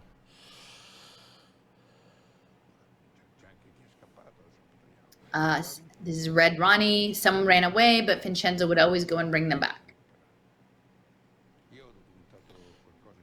I filmed something really incredible. My camera said, "There's this girl, Monica, who escaped from San Patrignano, and I know where she is." I knew Vincenzo cared about her, and she was also a troublemaker. He said, "Keep her where she is. I'll come and get her." You don't look very well. I mean, I have withdrawal fever, and I don't feel very well. But I think you've also taken some drugs in the past 2 days. I might have done. How long have you been there? 4.5 years. And after 4.5 years, you still haven't sorted out your issues? No, because my family is non-existent. My family's deranged. My mother's completely out of her mind. She's on psychotic drugs and she drinks. I haven't spoken to her yet, but I know exactly what she did. She shot up right away. Her problem is that in tense situations, she's drawn back to heroin. But I'll pull her away from heroin day after day, even if I have to spend my entire life running after Monica to pull her away from heroin. Isn't this agony, Monica? It's an agony that leads you to death. Come on, stand up. Where are we going? Where do you think you're going? Look, I won't hug you unless you hug me first. Because otherwise, no, I won't hug you unless you do. Otherwise, they say, what am I accused of? Kidnapping? So I won't hug you to avoid getting another charge of kidnapping. So I think there's some psychological. If that meant saving your life, I would do it anyway. So I think there's some psychological manipulation going on here too. With her. Absolutely. Yeah. Demagoguery, bureaucracy mean nothing to me. Unreasonable people also mean nothing to me. Wow. You hugged me, so I can hug you back. And he's picking Let's her go, up. little one. Yeah. You don't feel well. I know. I know. Now we need, if you shot up with someone else and use their syringe, we'll need to get some blood tests. And he's slapping her on the Gullible ass. creature. Yeah. And so they don't go into a lot of detail about it either, but this whole, so with the AIDS and all the HIV/AIDS situation and all the testing and all the things that were done Yeah. at the facility, that's probably a whole story in and of itself that was barely covered in this documentary. Right. Yeah. It seems like they had a lot of relationships to public health systems. And again, Italy is socialized medicine. So I know like early on, a lot of the data sets for like longitudinal data studies for analysis came from Italian healthcare records. Not just Sense Patrignano, but more broadly, a lot of the early stuff was run on Italy's system. Okay, so we'll need to get some blood tests. Gullible creature. A kiss? Do I get a kiss or not? Come on, let's go. And she shook her head She's no. Wow. I don't want to go back. Where do you want to go? You could have picked up some random guy, taken a room and got paid for the night. And you'd be so high you wouldn't care. But you didn't do it, did you? No. Why not? You were going to do it a lot in the past. Come on, let's go. That's manipulation. Yeah. Bye, sweetheart. That was Ronnie. These kids, I've got 600 of them. I've been too prolific. That's a weird statement. Yeah. Yeah. I was just gonna say. She's not a child. She's a woman. Right. Yeah. So and again, that's consistent with RFK Jr.'s framing of this stuff. Yep. His children, Brandy, what was your what were you thinking about with that last segment? Well, I'm thinking about RFK, and I just don't understand. Like, I mean, to me, this San Patrignano is one example of many. I feel like this has been going on also in America for a long time, and I kind of wonder how they got their influence, if they got any from Italy too. But to me, like RFK Jr., I just don't understand what he sees in this model at all. I mean, it's really not that much different from what we have now, because the same places exist here in America, and they're proven to not really be successful either. So, like, I don't really understand the manipulation level and how he even finds that, like, merely attractive, because to me, that girl clearly did not want to go back with him. And the whole time he's like, oh, give me a kiss. Come on. Oh, you were just going to go sell your body to some guy to get high. Like, but you didn't do it. How come? Because you used to do it. Well, just come on back with me. Everything's going to be okay. She wasn't comfortable, And so he just completely manipulated her mind into making her go back with him. And everyone else was okay with it. And so I just don't understand how RFK even thinks of this model as like something that would be beneficial or would work or would help addicts, or if it's about the parents or the kids, as he would say, or whatever. To me, I don't see the attraction to it, Well, also the role of Ronnie. Okay. I was just say the role of Ronnie and the cameraman as well. So they're like, oh, this is we're gonna act out and play out the scene in order to create evidence that we can use. Yeah, to bring her traumatic experiences as well in the past of having to sleep with other men for money to get drugs. Like, why would you say that on camera? I don't know. I didn't really like that at all, the way he went about that.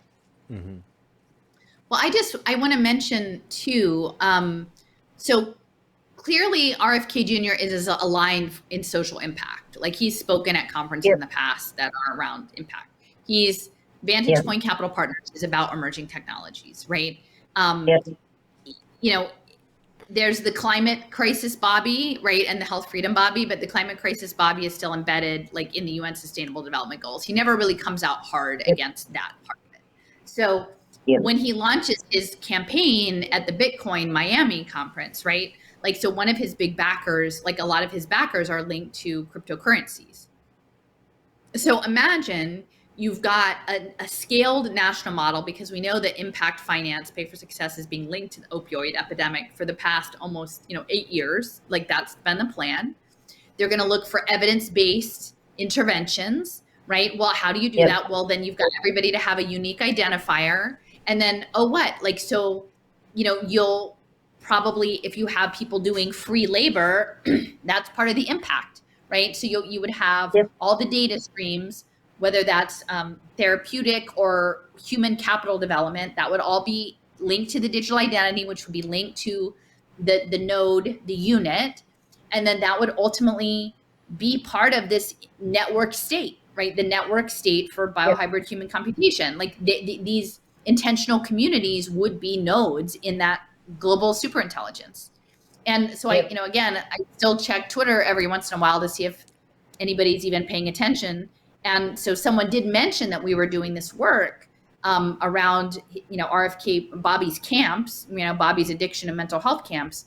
But it was on a call. Someone, it wasn't a huge person, but they had a couple thousand followers, and they're like, "Oh, who's sitting on RFK Jr. 24.eth?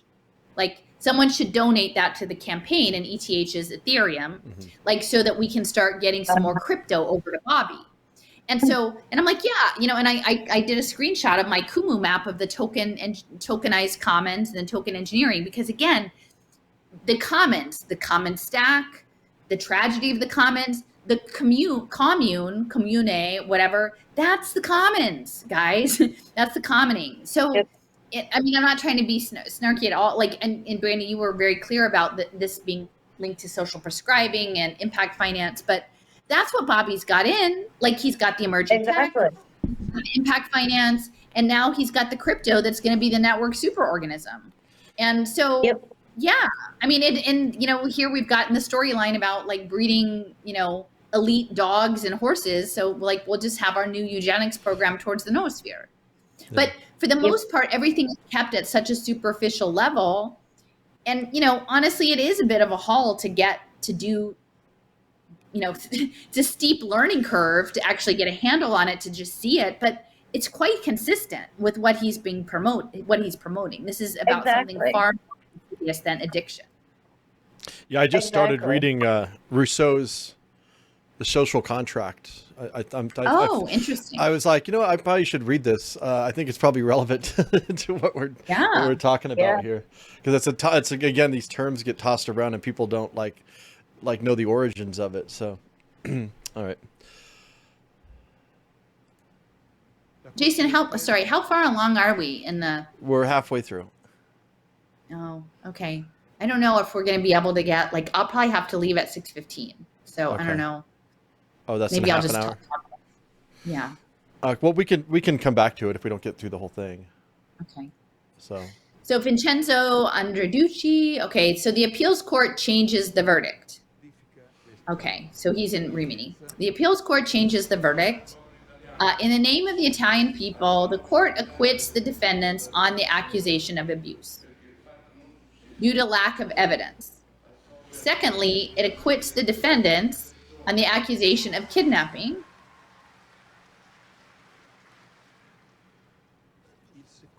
Wow. The second trial states that the therapist can intervene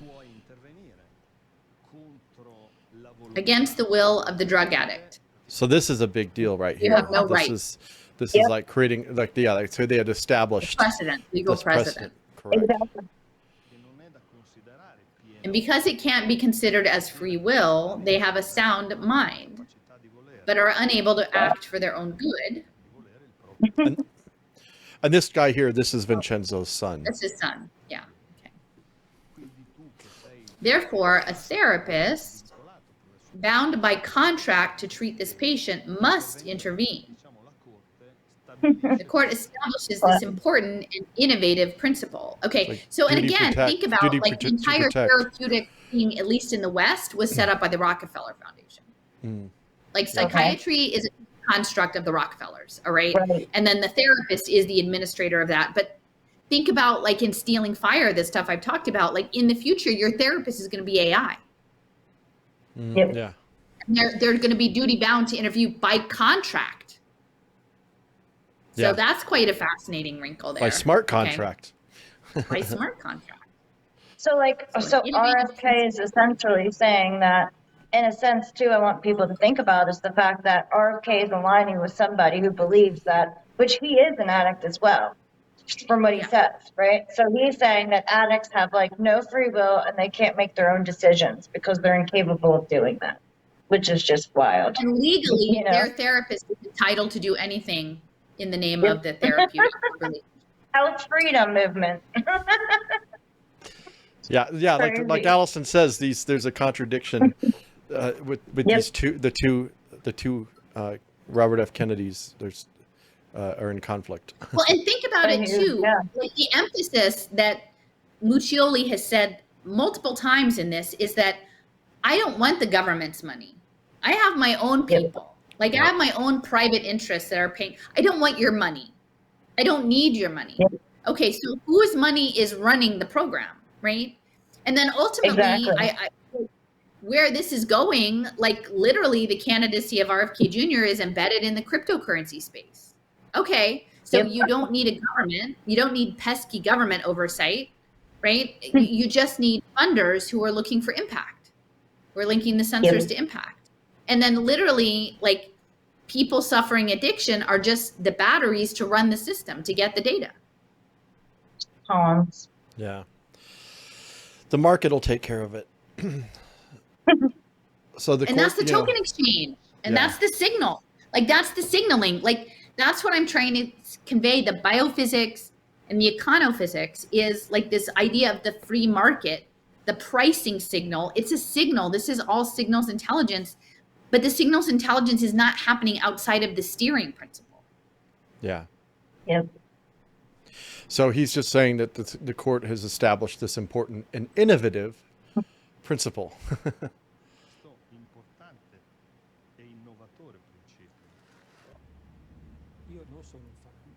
I'm not a fanatic.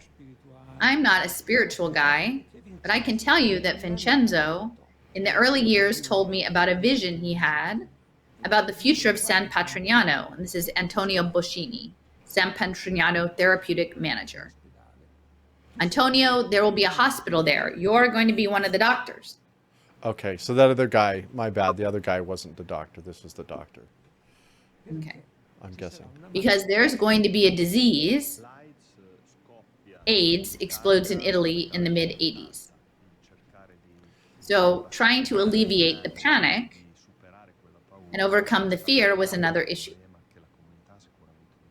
that the commune had to face. After my degree, I specialized in infectious diseases because you could foresee what was coming. Okay. Right? I remember the first guy to die of AIDS in the summer of '85. The first official death was Renzo Pesco, who was Vincenzo's driver. And there's implications that maybe Vincenzo and this guy were actually having an affair as well, but they don't really go into like. They were very close, Lorenzo and Vincenzo. They had a strong bond, and Vincenzo was totally shaken up by his death. The drug addicts were getting sick with AIDS. They were the dregs of the junkies. They were desperate. They knew that they were welcome. So my father's burning conviction was,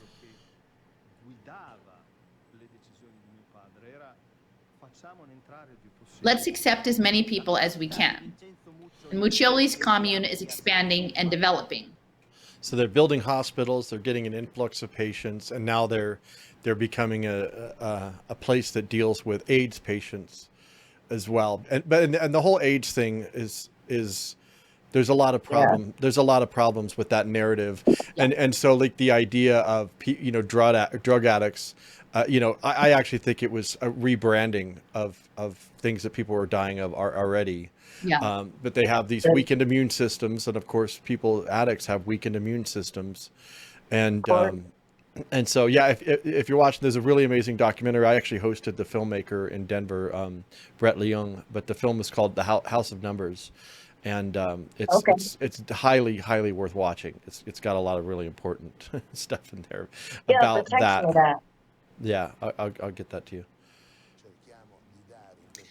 Within our facilities, we try to give these guys the chance to fulfill themselves through a profession. I've had to build revenue generating facilities So so there's that this commune could be self-sufficient. Now this is pretty intense, like wineries, like looks like milk processing, industrial. This isn't some small little thing. This is industrial level. the Like Mickey they've Right. got weaving, carpets and looms. Yeah, produce we produce furs. furs. Oh wow. Yeah, luxury goods. And I thought These that are Yeah, was like I wish they would have complicated. gone into more detail about like how much money they were bringing in from all these businesses. And, Exactly. We have a carpentry tree labor. workshop and 20 woodworking machines. We have 100 dairy cows, a cheese factory, livestock, farming. We have 70 racehorses and brood mares. 70 racehorses. The photolithography has been improved. Here we have the Maraudis. They've They- spent years, effort, and dedication. I was going to say they also had they mention it just briefly, but they also had a computer programming department, Oh, which is interesting. Wow. yeah. Maybe they can program their own social code. Then you don't have to rely on the Right. guardian angel to tell you what to do. So the Maraudis have spent years, effort, and dedication supporting San Patrignano.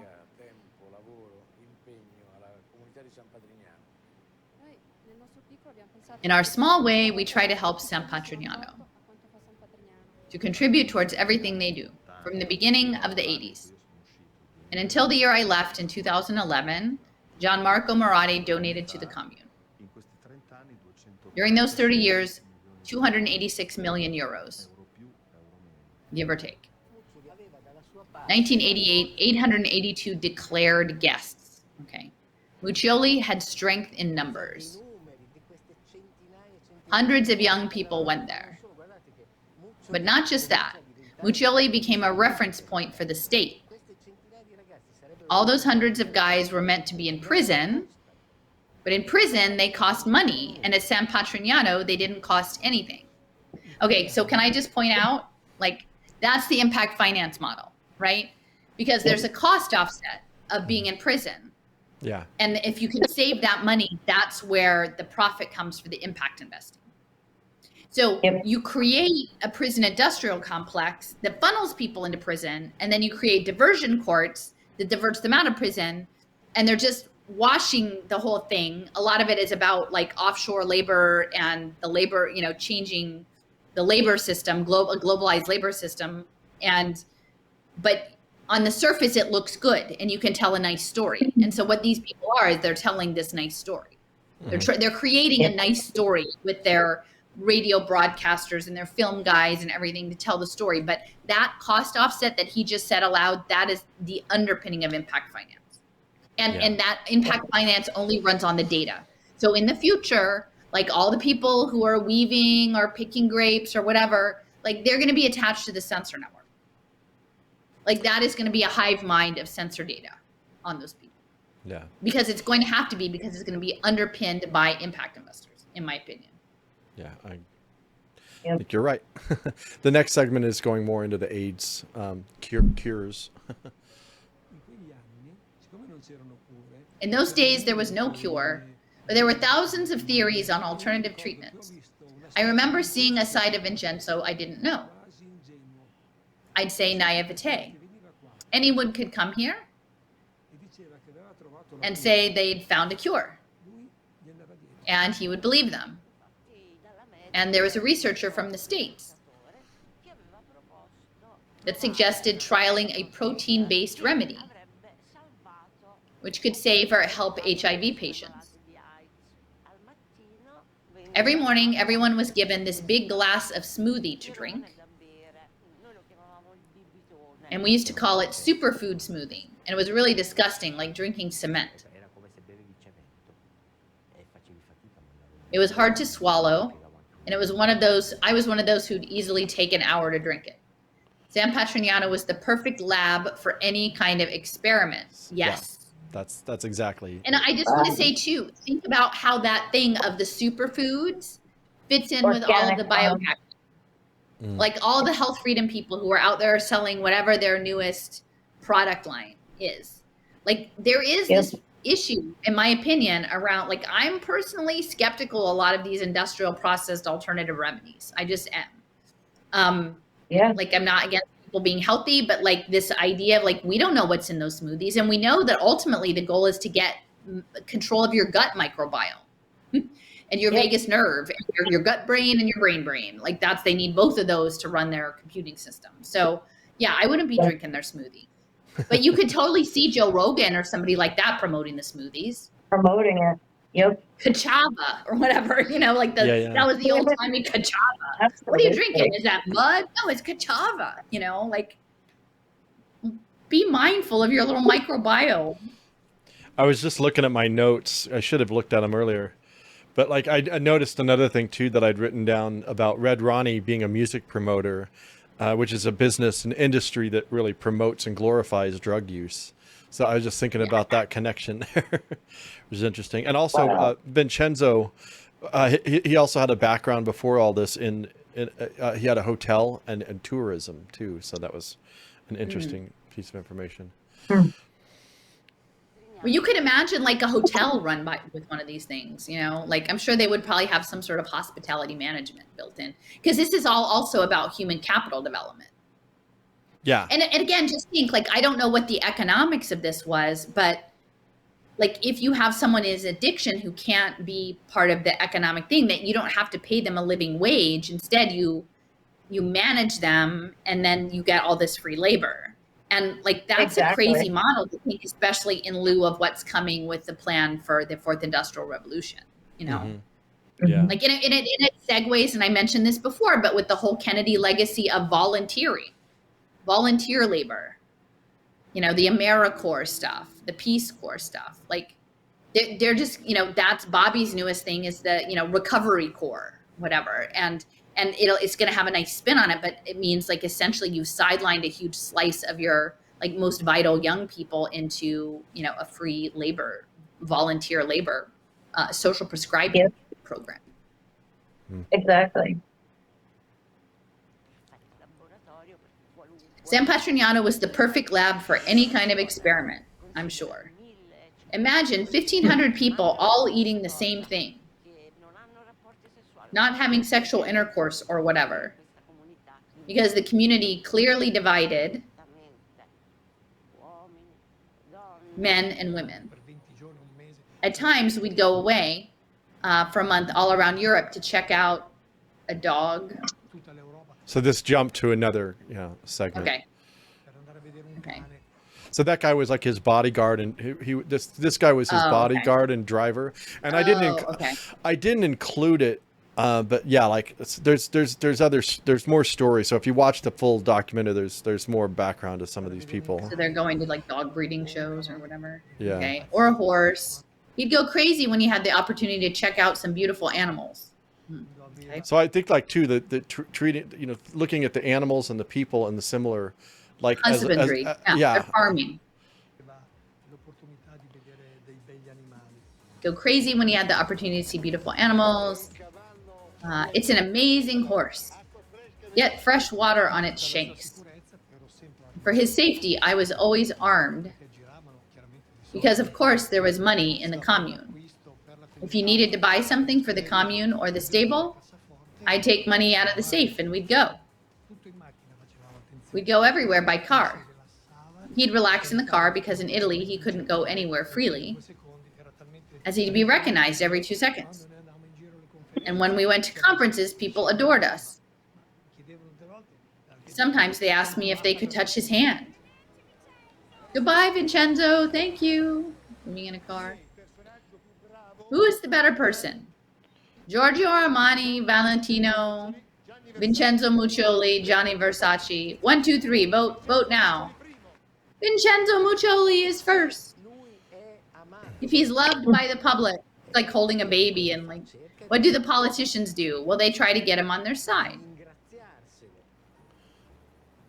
So this goes into how he got political power. So there was this constant flow of cars with police escorts and helicopters, bypassing the village of Coriano. Today, Bettino Craxi has visited the rehab center at San Patrignano, former prime minister. The state leaders were always visiting San Patrignano, and that's still the same. They had a favored relationship with him. They had pictures taken, they had conferences. Just like it's illegal to sell drugs, it's illegal to buy them. Politicians tried to manipulate Vincenzo Muccioli and San Patrignano to gain public approval. But Vincenzo Muccioli always manipulated the politicians.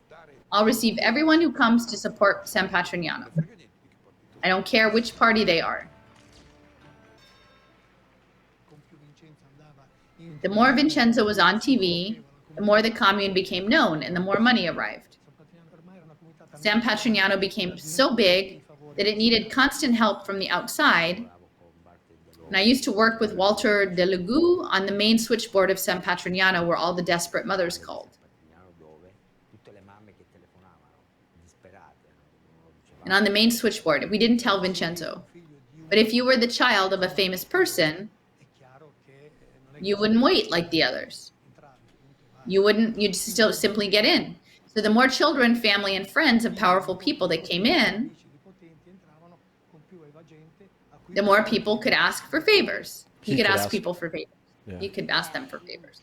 His idea was to build a citadel. Okay, so that works out with the soldier thing. Mm-hmm. Yep. Self-sufficient, an enclosed town, a microstate, and the state of San Patrignano. Wow. And I also There was think even a zoo. And also Oh, that's breaking them creepy. down A too. zoo? yeah, there was a zoo there. But I also think about the like the free trade zones, the special economic zones in this situation Specialty. Yeah. Good point. And also breaking them down mentally and, slapping them around. I mean, it's also what soldiers go through. So as well. Well, yeah. sort of like the brainwashing aspect. Kind of a military. Yeah. The guys and the animals were all part of this zoo. Wow. Eventually, it became enormous. This commune kept getting bigger and bigger and bigger. He followed us one by one when there were 300, 400 people. But dealing with 300 people is one thing. Having to deal with 1,000 is another. Because when you have to look after 1,000 people, you can't do it on your own. You have to keep them under control. You have to build a network So network. that allows you to control them. Mm-hmm. Continue on. He'd be informed about what was happening. Or if there was something to sort out or someone to reprimand. When you arrived and were considered a difficult case, he would assign you to someone stronger. When I arrived, I was placed in a work group, and you lived with them, and you would eat with them, and you would sleep with them. Even though there was an idea of collectivity, we all stayed within our groups. So that's an interesting statement. Yeah.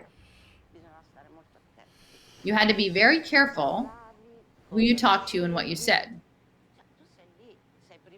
I mean, you were there deprived of your rights without any ID,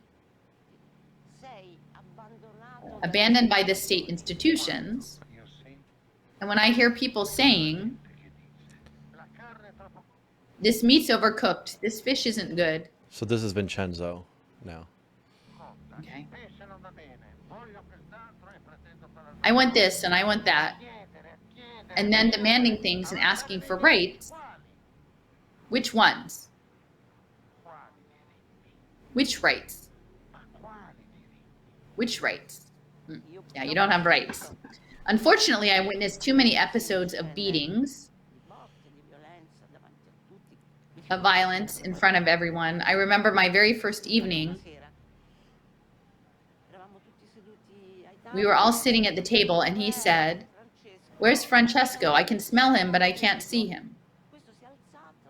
And this guy stood up and he went up to Vincenzo, and Vincenzo took the microphone and he hit him in the face and broke his nose because the guy had gone out and had a coffee. Because you couldn't have coffee at San Patrignano. And that was a shock. Now, can I just say something about this a little bit? Yeah. So, someone had told me that actually caffeine impacts your dream state. And so, like, I've actually mostly been off like coffee for most of a year now, not quite, like, whatever. But like, I think your maybe dream state, psychological state, it's an interesting thing that you couldn't have coffee in Italy. And if you think about a future where they might want to tap into people's dream state framing, like, I just think it's interesting that you couldn't, I mean, unless he was a cheapskate and he didn't want to pay for coffee, which might have been the case, they didn't want to pay for coffee, but there is a connection between caffeine and your ability to remember and have quality dreams. Yeah. Wow. But they could have cigarettes, but only 10. Yeah. When she says, she says, and that was a shock. She's not saying, oh, that was a shock to me. That's actually a term that they were using. It's like, oh, we need to have a shock. Like they called it a shock. Yeah. Yeah. It was like a term that they actually used for these incidences. It was insane. Is that violence justified? And he would say, but I, like the judges said too, we do it for our own good because you're not able to understand. I'm like a father who hits his own child. Work sets you free. That was the motto upon entering San Patrignano. So yeah, work sets you free. And so I brought this up to those of you who are wondering that term, Albrit macht free. And these are the images. This one's from Auschwitz. It says work sets you free. This one's in the Czech Republic. Another one. And again, that journalist who was all about him said that he was such a fan of Mussolini, till it got a stench about it. The fascism went bad, but he liked that. Sachsenhausen, Dachau. So yeah, I mean, talk about like just overt, like he just like straight up just says like work will set you free. Like, I mean, like you would think that just from a PR standpoint that you would come up with a different. Again, it's free labor. Like that's what drove the German economy and manufacturing during the war was slave labor, prison labor of all kinds, right? And so again, I would say if there are people out there who are seriously considering giving their support, whether that's just from simply a vote or financial resources of your social capital to this RFK Jr. presidential campaign, I think you need to like press Bobby on this like Arbeit macht frei program and like ask him if that's really how he feels as a, I guess former, I still never been clear about when he left Vantage Point Capital Partners since it's not on his LinkedIn, but a managing partner of a venture capital fund. Free work makes money for the venture capital, Bobby. So are the people who are supporting this and Children's Health Defense, because in my mind, they're just all connected. Is this cool by you? Because he's made it very clear that this is his model. So he's not hiding it. So then it's up to his supporters to like come clear with themselves on like, what are your values? Mm-hmm. What are your values moving forward? Is this just about joining a team that you think might be a winning team that's got a brand that's been crafted nicely that makes you feel good about it? Or do you have some kind of like backbone? It just makes me so frustrated with the entire, like, I feel stupid that I even spent as much time as I did with this ridiculous health freedom nonsense. Yeah. It was always going. But that's the thing. It's health freedom, but yet he literally has these models that are telling you that addicts really don't have any rights because they're addicts and they're incapable of making their decisions in their life, and they can't figure out, how to control themselves. So they need somebody else to slap them around and do this. I mean, how is that health freedom anyway? I mean, you think about it, Yeah. It just doesn't add up at all. Definite contradiction for sure. Mhm. But the thing is, like, then it's on his supporters what they do next, because Yeah. he's telling Yep. you who he is. Yep. So you have to just either have that on your heart, that knowing what we're presenting, that you're going to look the other way or not. Yeah. Exactly. Okay, that was the motto upon entering San Patrignano. All those jobs were unpaid, and there was no psychological support. Work, and you'll feel better. If you don't like the job you're assigned, even better. Because the more you learn to do what you don't like, That's humility. the more you learn to do your duties. And there was a sort of subservient mentality. Above their beds, many kept an image of Saint Muccioli. Air quotes about Saint. Everyone thought of him as Jesus Christ, the Savior. I remember once in the dining hall, Vincenzo was lying on the couch. Below him, there was a girl, and he was punching her. And we didn't see anything wrong with it. I had become like one of them, who agreed with these fascist methods. And can I just say something here? Like, this alignment of much of the health freedom space with libertarian / conservative Christian movement, if you identify in either of those categories or both, you need to be also very clear about yourself. Mm-hmm. Because everything I've said from the beginning is that institutions of faith, and I'm not saying exclusively Christian, but I think at this point it's very clear that the whole Trump, MAGA, Q, libertarian, all this stuff, the patriotism, the nationalism is feeding into that particular group to get people on board. And those faith-based institutions are going to be running these camps. Yeah, true. The mega churches are going to be running these camps for impact finance and the crypto bros. And so, like, again, this is a man who imagines himself channeling Jesus Christ, who is literally waging violence on vulnerable populations. Like, let's just be very clear about this model, what this is, and then look back at how the last 3 or 4 years have gone, and just ask yourself, just be very thoughtful about how the narratives have been structured, how people's consciousnesses have been managed, how the information has been curated, how teams have been built, how the ideas have been planted to make this okay, to make this celebrated. Yeah. Yep. So check out how they have the seating. You know, it's like a prison. You know, everybody, Yep. prisoners all stand up. He claps. You may sit now. Not long after I arrived at San Patrignano, I went to the library to take a look at the books. I realized that although the library was well stocked, there was little that interested me. So I guess I should have have cut that part out. I don't know why I. Okay. I He's controlling the content, and as much as you want, you can write it. All you want is as much as you want. You can write whenever you want, as much as you want. That's not a problem. But remember, I open all the letters.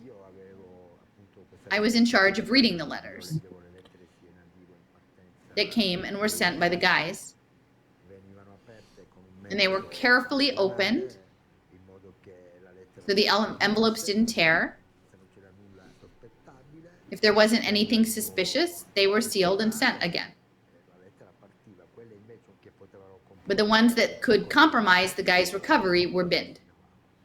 So I thought that was interesting too, like the idea, I think about our culture, we've just become accustomed to using email services and using different things where like literally like none of our stuff is private. Like it's, and you know, Google's already admitted now like that they're scraping everything and feeding it into the large language model learning machine, including everyone's emails. So I and it's just like normalized, like people don't even think twice about it.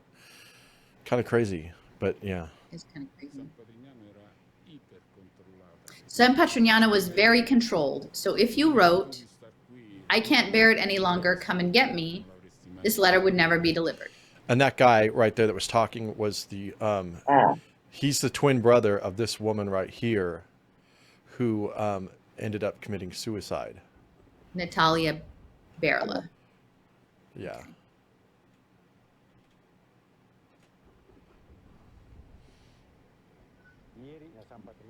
Yesterday at San Patrignano, Natalia Berla jumped out of a window. She was 32 years old.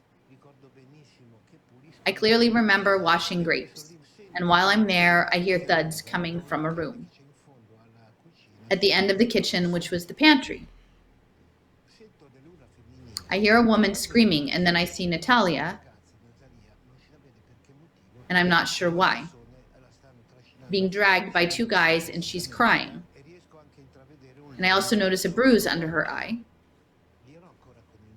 And I was with my guardian, who is always with me, and he told me that this girl was a troublemaker, and she disappeared. And I would ask about her, but I was advised not to ask questions. 2 days later, Natalia jumped out of a window. And from the witnesses I met, this is her brother, who knew her at the time, and who were also guests there, I know that towards the end, Natalia had tried to leave. And she wrote a note, which was apparently intercepted. And that's what caused the confinement and the beatings. Natalia wrote a note to her brother, and it was a cry for help, saying that if he didn't come to get her, she would be dead. Wow. Natalia couldn't leave. So right before that, another guy said, "Oh, people could leave, and this guy was saying, "No, they couldn't. They weren't allowed to leave." Yeah. If you come here, you're here to stay. If you want to give up and go back, that's a no. This is Muccioli. So I'm not going to let you leave. The day after Natalia's suicide, in the room next to mine, another guy jumped out of the window. Sunday morning at San Patrignano, Gabriele De Paola, 22, a gentle religious young man, unexpectedly took his own life. He managed to get away from the guys that were always with him.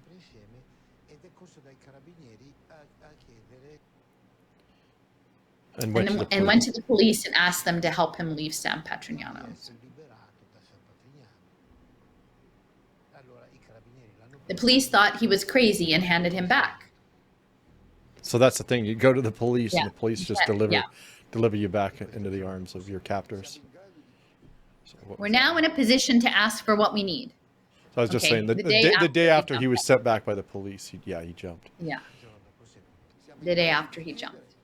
We're now in a position to ask for what we need to improve our service and to draft laws needed to avoid the danger that the current ones represent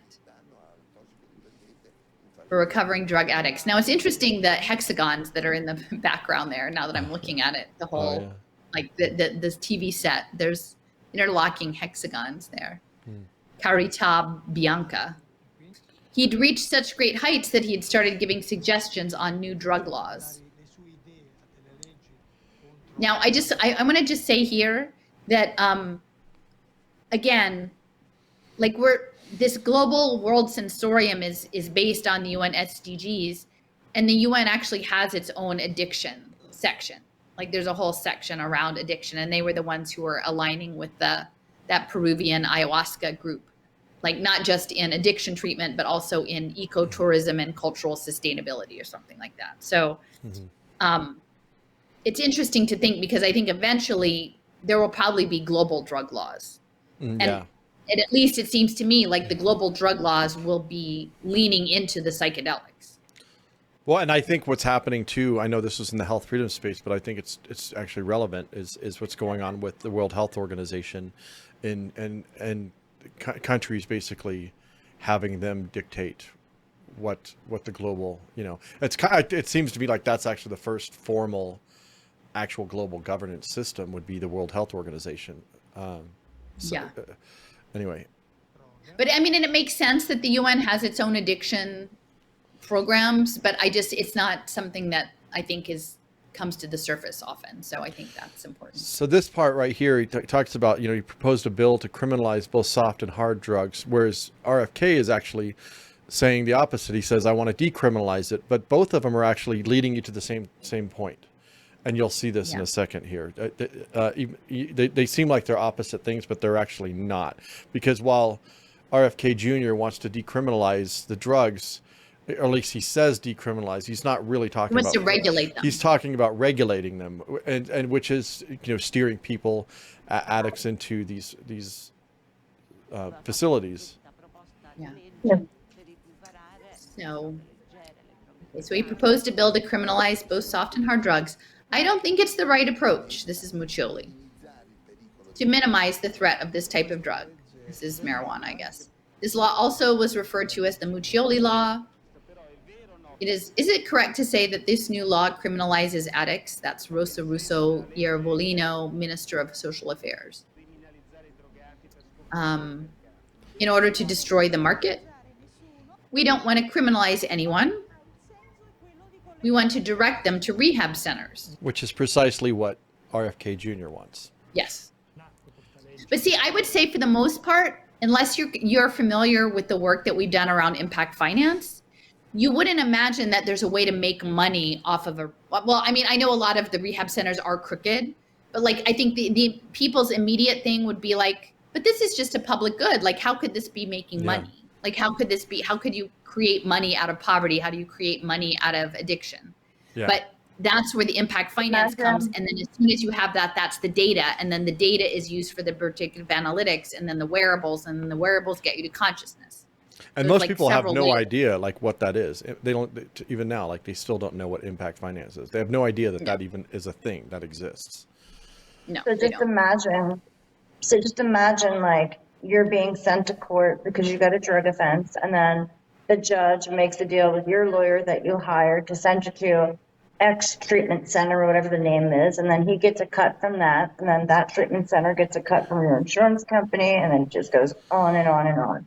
Yeah, but with impact finance, it's all these I guess you would call them derivatives, right? They're these new they're these new markets that are beyond just we've got this person and we're treating this person in this facility and we can bill for that. It's markets based on the data about how well that person is doing or not doing. Exactly. And like Allison points out, even you could even. And they'll be bundled like the mortgages, right? It's how's your portfolio doing? Oh, well, I don't know, the addicts of Detroit are, dropped a little bit, but I shorted those, so that's good. I'm making money. What's your people portfolio look like? Yeah, the people there. I'm a people there. Exactly. So the Iervolino-Vassalli law was passed in 1990. So if you were using drugs, you would go to prison. But then if you said, I want to go to rehab, then you could be sent to one of those centers. Okay, so that's free labor. San Patrignano became the place to go. And obviously the funds allocated to the prisons from the government went to San Patrignano instead.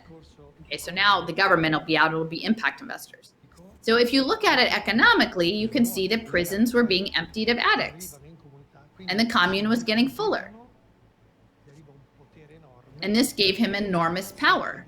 And every guest who arrives at the commune has a sister, a brother, a father, a mother at home, which meant votes.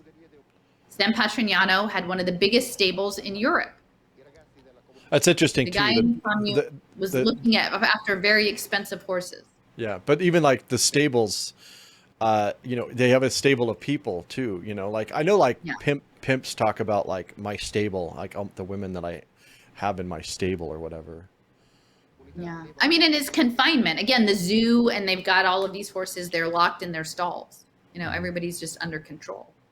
And even if you think about the racetrack, it's an oval, it's not a circle, but it's a circuit. Mm-hmm. It's a circuit. The guys in the commune look after very expensive horses. Rimini prosecutors suspect that the thoroughbreds, worth hundreds of millions of lira, were declared as cheap nags at the border. Why? Robertino Acirelli was one of the most important figures. out of everyone at San Patrignano. He was, as the mob would say, a consigliere.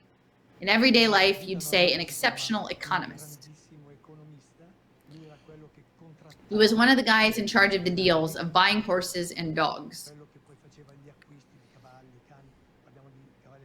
We're talking expensive horses and dogs. So again, that's speculation on performance, whether it's a genetic performance or optimal qualities that are endowed in a horse or a dog. Like I think dogs, for the most part, unless they're hunting dogs, it's a breed that you exemplify the qualities that are established as premier for the breed. And then the horses, it's the racing performance.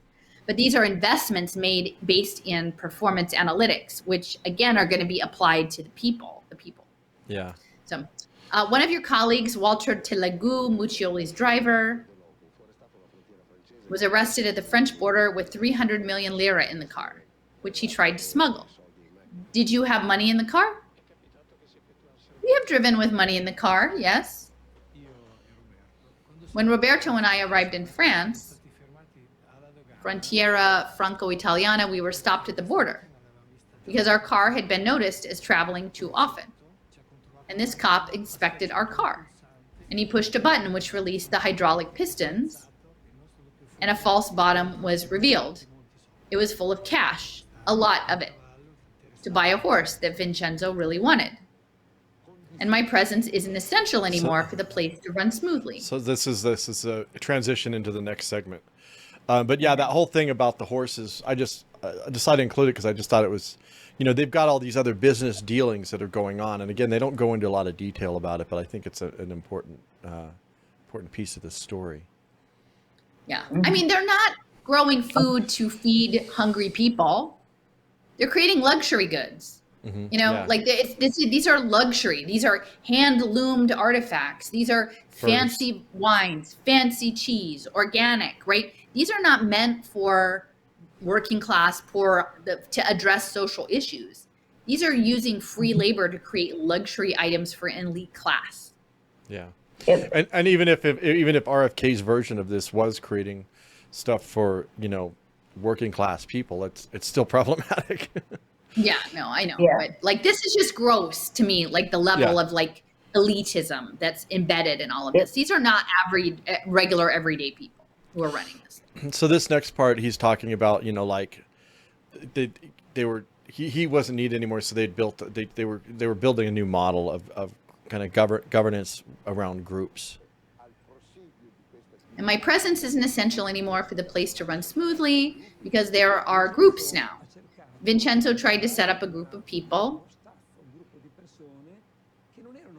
who weren't necessarily better than others. In fact, they might have been worse. And there's a government, and there are regions. Muccioli was the government, and the sectors were the regions. And I joined a new group, the programmers. Okay, so this is the computer. And that's when I figured out that there were two San Patrignanos. So this guy, I cut it out, but he was initially in the chemistry segment. But the guy running it was, I guess, very violent, and like he went to Muccioli and asked him if he could be transitioned out because he just couldn't deal with the guy anymore. And then he was shocked that there wasn't any violence happening in the programming. But they don't actually say what they were programming, so I'm just kind of curious about and what that. was the chemistry? Like what were they making? Yeah, they don't say anything. Like, they had a chemistry division. Yeah, they had a chemistry. But did they have like the in the Peace Corps San Patrignano U.S. version? Are we going to have like a nanotechnology clean room to work with our permaculture? Right? Yeah. Like our precision agriculture. And like, again, nobody's asking Bobby if this permaculture involves robots and warehouses and LED lights, whatever. Like, what the heck? Like he uses these words, like we think that we know what a permaculture farm looks like, but we know that agriculture is being remade. So yeah, if they were doing chemistry in the 80s and 90s over in San Patrignano, you got to bet that the new version's got a nanotech option. Yeah. So gross. Okay, and that's when I figured out there were two San Patrignanos. One where people would suffer and know everything, and another where I would understand if they said, I've never seen any beatings. We were playing Slap the Soldier, the young man said, downplaying it. So this guy ended up in the hospital for spleen. He's not pressing charges. Apart from Muccioli's abuse, we couldn't really see the violence. So this is where I was talking about. There were certain people didn't know. that didn't Yeah. have that knowledge. Yeah. Because it took place in secluded areas. March 1993. The news is going to raise some questions. San Patrignano is under investigation. The Rimini Judiciary has reopened a murder case that took place 4 years ago, on May 7th, 1989, when the lifeless body of Roberto Maranzano was found near Terzigo, near Naples. They also said, trying to shift the attention away from the commune, that he ended up that way as a result of a drug deal gone wrong near Naples. The police didn't find anything out of the ordinary. He tested positive for heroin. And they were fully believed that what Vincenzo Muccioli had told them. After all, he was just a junkie and nobody cared that he was dead. And this is his son, the dead man.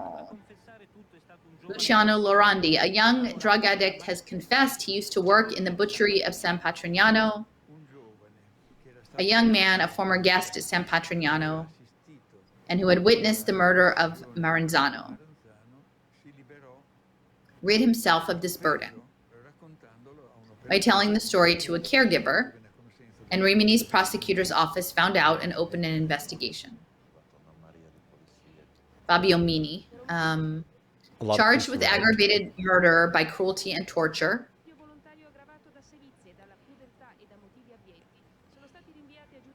3 former guests of the commune were indicted, among them Alfio Russo, who was head of the butchery at the time. Clearly, I acknowledged that a crime had been committed. No doubt about that. But I never questioned the values of the commune. I'm a doctor, and if there was a culture of violence, us doctors here and the hospitals in the area would consistently see, out of 2,000 people here now, wow, and 5,000 who were here, many people coming in with injuries, and this has never happened. So that was interesting too. Like I'm a doctor, and you know, us doctors, we wouldn't, you know, Yeah. you know, the authority thing there. Yep. And he seemed almost baffled by the huge scandal caused by the event. And he wondered how come. For years, I've done my job dutifully and in line with the philosophy of the commune, always doing what Muccioli asked me.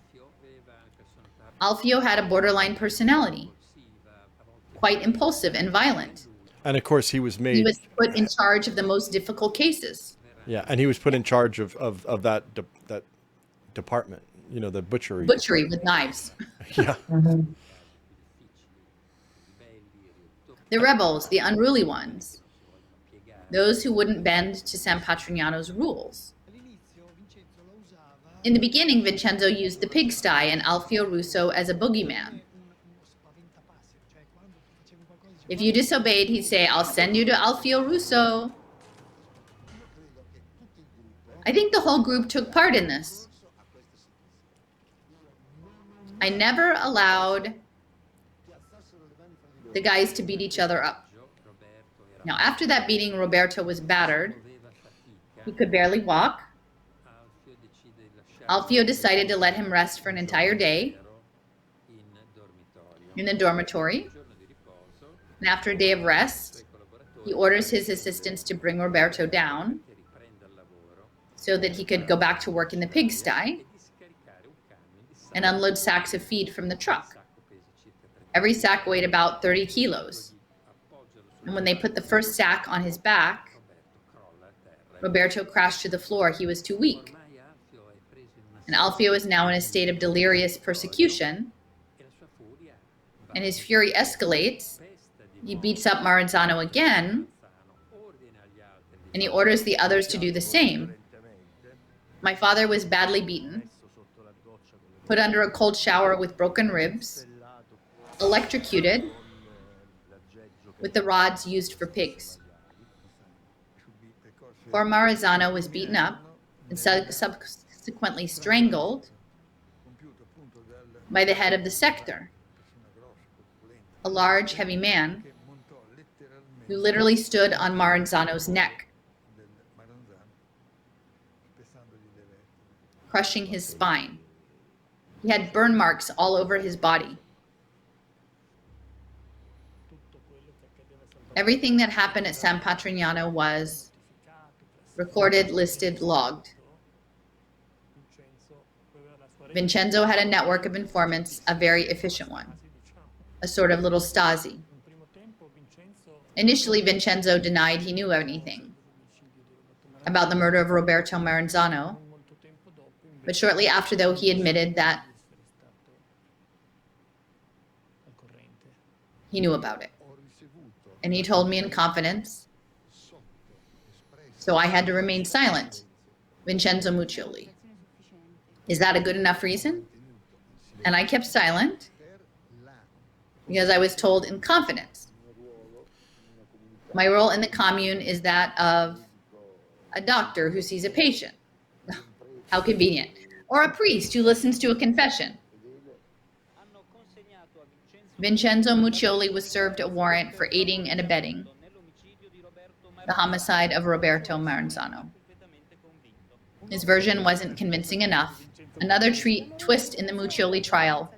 Sensational revelations at today's hearing. A witness makes strong accusations against the founder of San Patrignano. A tense afternoon after a mysterious tape was brought in as evidence. There's a tape which is alleged to have recordings of a conversation where Muccioli asked his former driver to kill a witness in the Maranzano homicide. To this day, many people accuse me of betraying Vincenzo.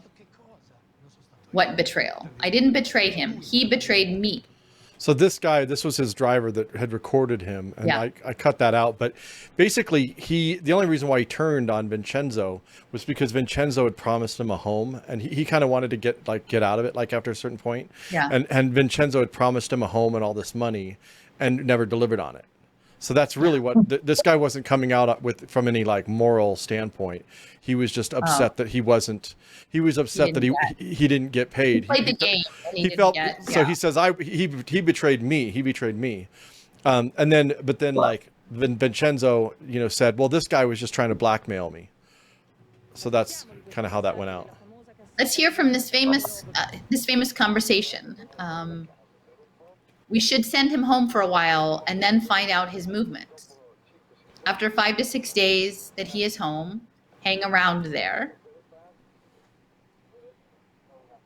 We should get a gun, catch him, and shoot him. We have to use surgical gloves. We should add some strychnine. Inject him with heroin. 2 grams of heroin and some strychnine. And get him to overdose. So not only is he shooting him, it's like, talk about overkill. Jeez. Yeah. But how is it, Jason? How is it that this is going forward? And there was a Netflix 5-part documentary. How is this even happening? Like, we live in crazy world. Yeah. For this sure. is like a circus. How is this candidacy even happening? It's pretty crazy. And just with a straight face that he can just be promoting this without any, oh yeah, they had some problems or something. This guy. All right. I saw Vincenzo on all the TV channels, Italia 1, Rai 2, bad-mouthing me all over Italy. We received some severance pay requests. We were blackmailed, threatened by a guy who, after many years living there, left with his wife and a kid who was raised there. We paid for school, fees, clothes, a house, water, electricity, and gas bills. It was a devious ploy to say this is the guy. He's an addict, a traitor, he's stupid. People believed him, but it isn't like that. I paid 150 million lira to prevent a worse outcome. To protect the guys who were still there. You have no idea how many times as the son I heard my father talk about killing. We should grab her, put her in acid. and melt her. And then, this is his son saying Yeah, this? but he's downplaying it. But he's like, yeah, it was just like in like conversation. He would never actually do that. Crazy. This is psychotic. It never bothered me. Why? I mean, ever since I was a kid, it never bothered me. Why? Okay. So, because I knew very well that my father, he joked and said overblown things, but he loved hyperbole. He was that kind of guy. Okay. From a legal point of view, it was a little weak. Walter possibly came across as a manipulator. The tape played in the Rimini courtroom didn't prove anything. The prosecutor, Franco Battaglino, has announced that De Legu's tape won't be used as evidence in this trial. So they have a tape of the guy basically just straight up saying, like, we should kill this guy and inject him with heroin, which is what happened to the other guy. Yeah, the other guy was found with heroin in his body. Did they inject him with heroin? Probably. Well, see, they said it was a drug deal gone wrong with the other guy. So that's how you could get shot and have heroin, as you would just say it's a drug deal that went wrong. Yeah. I was just a bodyguard, a pathetic ex-junkie. While he was this great saint protecting the world. An unexpected statement from the public prosecutor, Battaglino, Muccioli must be tried in a higher court for the serious crime of perpetrating abuse which caused death. But the court has declared that the code doesn't allow for a change in charges at this stage. An abnormal decision, claimed the prosecutors. The right decision, stated Muccioli's defense. So again, the courts kept coming in defense of him over and over. Yeah, over and over. Okay, so weaving was a punitive sector. Interesting, okay. During tricky moments, these women were overseen by a man. His name was Michele Salvi. He was very violent all the time. If he was called to weaving, it was only to beat someone up. The testimonies of violence perpetrated within the commune have multiplied. Punitive sectors exist. I was a victim myself while I was there only because I dared criticize them. I was placed in the most authoritarian sector where the means were, which one? Maintenance. In the maintenance sector, you couldn't just walk in. It was supervised by these guys who were a sort of internal police force. There are many stories of rape during his management of maintenance. When I was in the restoration sector, there was a girl who came from the maintenance sector that I'd seen a few times with a black guy. One day we were working together in the office and Vincenzo arrived and she asked him if they could talk urgently. And she said, Vincenzo, you need to help me because I'm being abused in the maintenance sector. And he said, I'm not sure I believe you. He removed his ring and he put it on the table and said, try to put your finger in the ring. See, try again. Try again. Try to put the pencil through the ring. No, I'll hold the pen and you hold the ring. You see, with regards to violence, if a woman moves, it's difficult to put the ring on. What? So when I first heard this, I didn't really get what he was saying, but I figured it out. That she was participating. It's sexual. Yeah, a woman can't get raped because all you have to do is move. You can't put the pen through the ring. That's crazy. Is that insane? Yeah, but that shows his mentality. This guy's a pig. Yeah. Yes, he is a pig. Wow. And that's the model. Like that's the Bobby model, I guess. So he's just saying you didn't move. Yeah. Well, I mean, there's a lot to be said about, him. I'm just going to say, like, yeah, if this is who he wants to exemplify as uplift as his role model, it seems kind of consistent based on some stuff I'm hearing. So, just saying. It's crazy. Okay. Maintenance was a sector located in the only house with a fence of 3 to 4 meters around it. Oh. It's not true that there are fences in San Patrignano. There have never been any. Fabio, strangely, this fence, topped with barbed wire, looks like one of those fences found in concentration camps. All they need is a sign that says "Work will set you free." Yeah. Yeah, I know, There are right? other fences like this in San Patrignano, but it doesn't mean it's a punitive sector, as the newspapers are claiming. Maintenance is very important to us because it's the place that welcomes the new arrivals. And there's so much footage of people like making excuses. The way I was speaking started to show some awkwardness. I wanted to believe in what I was saying, but you can hear that I wanted to say something different. At the worst moment for San Patrignano, while everything was blowing up, Letizia Moratti was there. Letizia Bricchetto Moratti is the new head of RAI. Letizia Moratti, the elegant, reserved Milanese businesswoman, was unanimously nominated by the CEO as CEO by the board of directors. In Italy, usually a change of political majority is followed by a change of management at the state TV RAI. Berlusconi put together, do you want to continue with a government which is a permanent hostage to the extreme left-wing communists? Okay, there you go, conservatives. No, the CEO of RAI and I have been friends for over 20 years. Letizia is a sensible and an intelligent woman. And if she knew, and that if she used her power, she would have been accused of conflict of interest. But I can honestly say that she got favors that she didn't even need to ask for. I saw a large number of journalists from RAI in those years visiting San Patrignano with the sole intention of reporting only praise and appreciation for the marvelous commune, because they knew the CEO had this old connection. This is research examines a group of young people. So this is not something they were having. We're almost. I need to, yeah, we're just about done here. okay.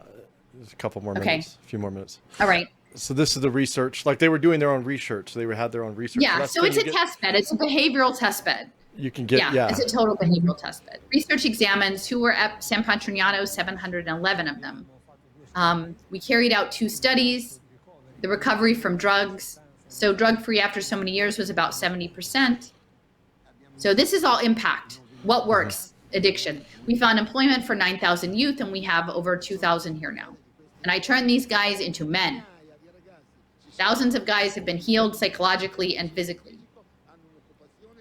They work and they have re-entered society. It needs to be said that the 70% didn't take into account those people who entered the commune but decided to leave after 1 or 2 months.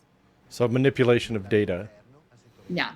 From the IT sector, I noticed that certain data never corresponded with the data that Muccioli revealed to the public. And again, we're moving into data-driven. The data, data, multiplied. He didn't count individuals, but how many times they entered.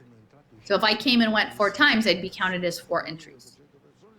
There are 2,800 people here now, but thousands. I felt really unsettled and disappointed when I found out that the data was provided by the commune itself. Typical. Yeah. I asked myself, what scientific value can this have?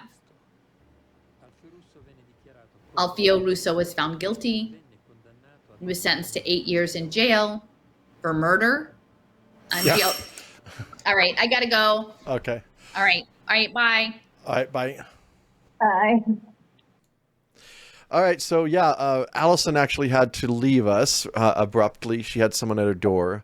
But we only have like 3 more clips. And then actually I have a little piece that Brandy, you had sent me from of this John Oliver talking about this. So this is actually a different day. We went forward in time. That's why I'm still wearing black. I'm still wearing the same thing. But Brandy's got something else on. But that's why, because we are recording this on a different day. But we thought we would just wrap this thing up, and then we'll probably Allison is traveling and's got some stuff going on, but you know, in a couple weeks or maybe more, we will finish. We'll probably do one more episode because there's Allison found some more stuff that she added to her map, and yeah, so as we're still uncovering things. Anyways, how's it going, Brandy? I'm good. Made it out of, it was storming earlier, but it's better now. Yeah, that's good. Crazy weather. So yeah, Alfio was he was the head of the butchery, and he was the one that had killed, if you remember, he's the one that killed the guy. That person. Okay. Wow. So let's try this again. All right. Okay. So here's, we'll just continue on these clips here. Alfie Russo was found guilty. He was sentenced to 8 years in jail.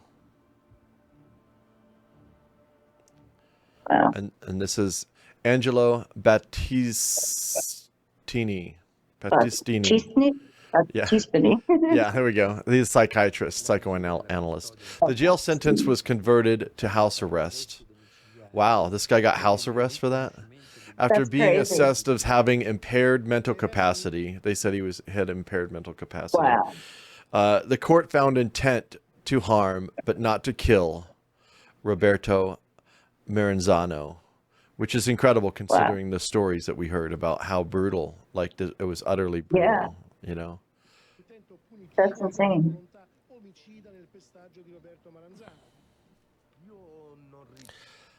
I don't think justice was served. And this is the son.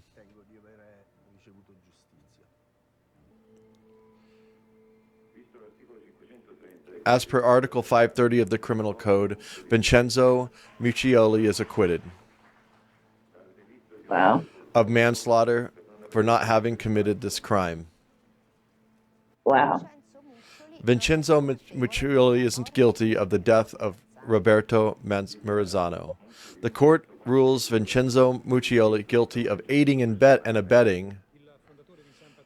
The founder of Patrinago has been acquitted of the most serious charge, manslaughter, but he's been sentenced to 8 months for aiding and abetting alongside those responsible for the Maranzano homicide. Muccioli is deemed virtually innocent, acquitted of manslaughter, and charged with an 8-month sentence for aiding and abetting. So I could have cut that a little bit. That was just a lot of repetition there. Bad editing on the filmmaker's part, by the way. The judges didn't find Muccioli responsible for the homicide. Wow. He knew about it, but he kept silent, not to betray those who trusted. So even the media is kind of downplaying his role. It's kind of incredible. Yeah. Vincenzo Muccioli aided and abetted in concealing my father's body. But in my opinion, he aided and abetted what happened to my father.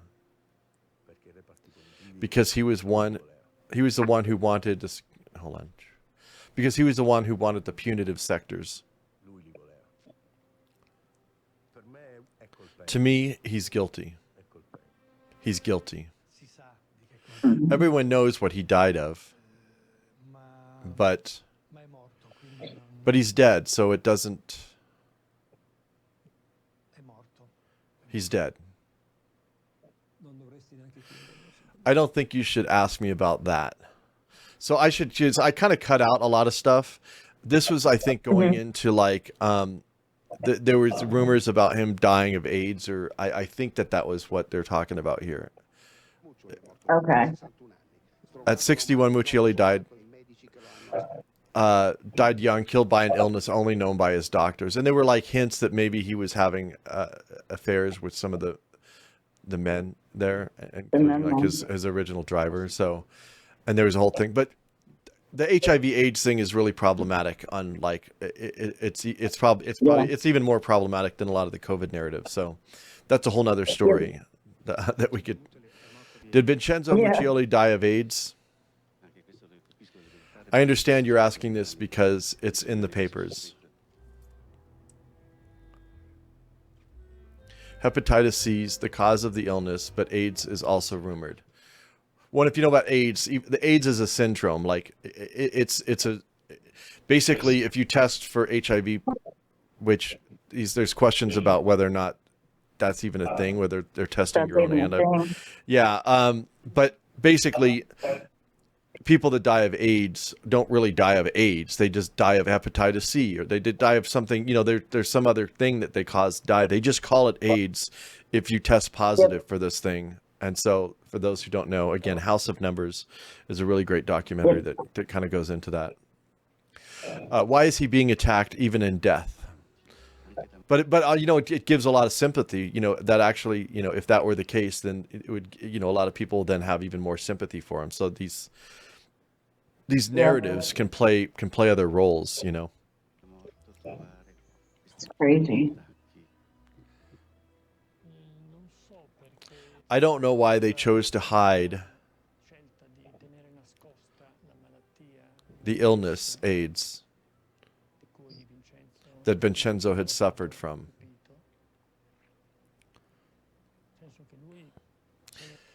He told us that he might be exposed to it.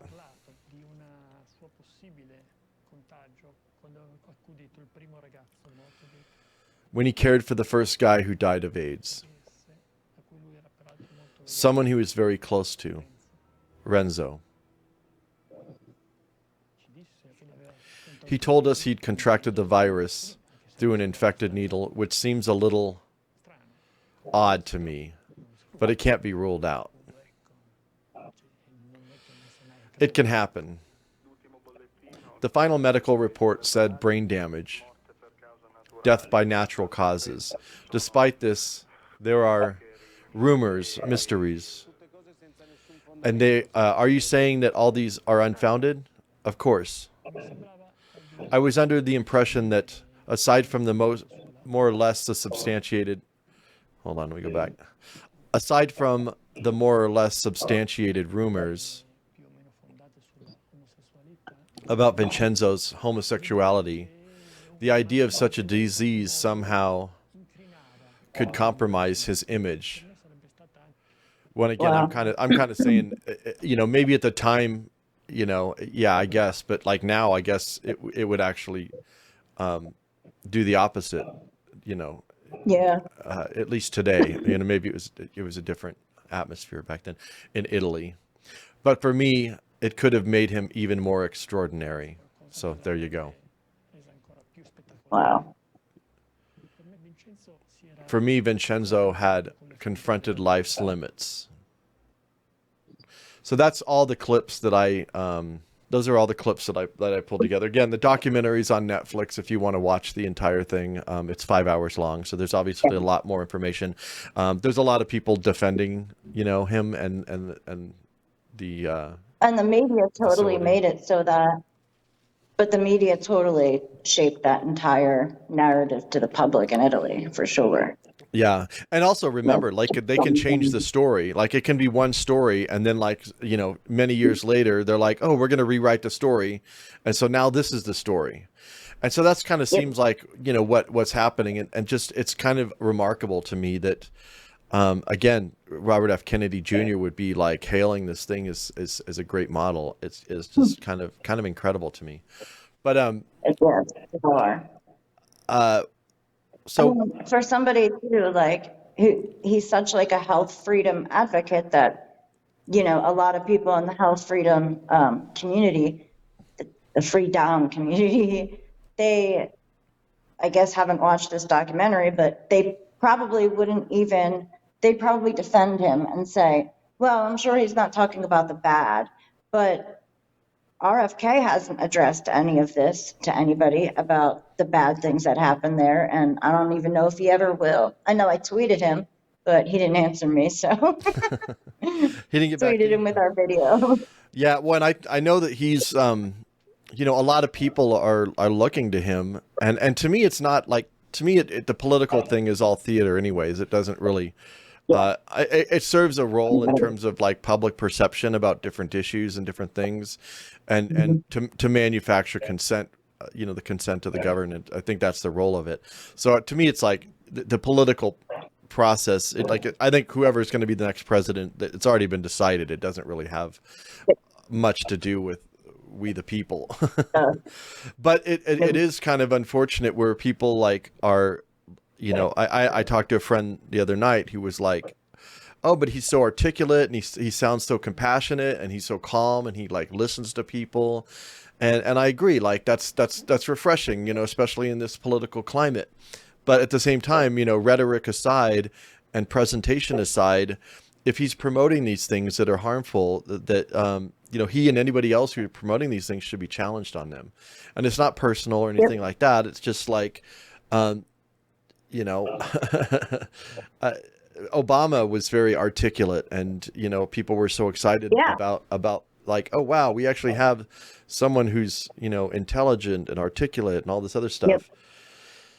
So yeah, it's kind of frustrating. I mean, especially like for like the parents that have children that are addicts, like, would you want like RFK promoting something that we literally just talked about everything in this documentary? Like, that doesn't seem like a solution that's even worth trying. Like, I mean, when like they're talking about basically like people can't leave, they're forced to work, like they were holding people hostage against their will.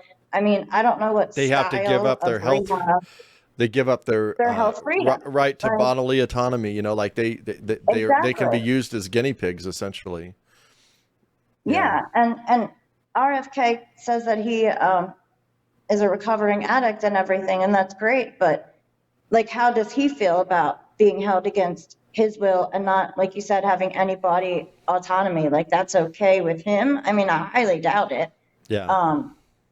But these things need to be called out, especially when he's running for president and people aren't even really paying attention to stuff like this, you know, and they should be. But yeah, absolutely. Well, it's unrelated, but like I have this other. I mean, it's not unrelated, but it's not exactly the San Patrick Gnano thing. But do you want me to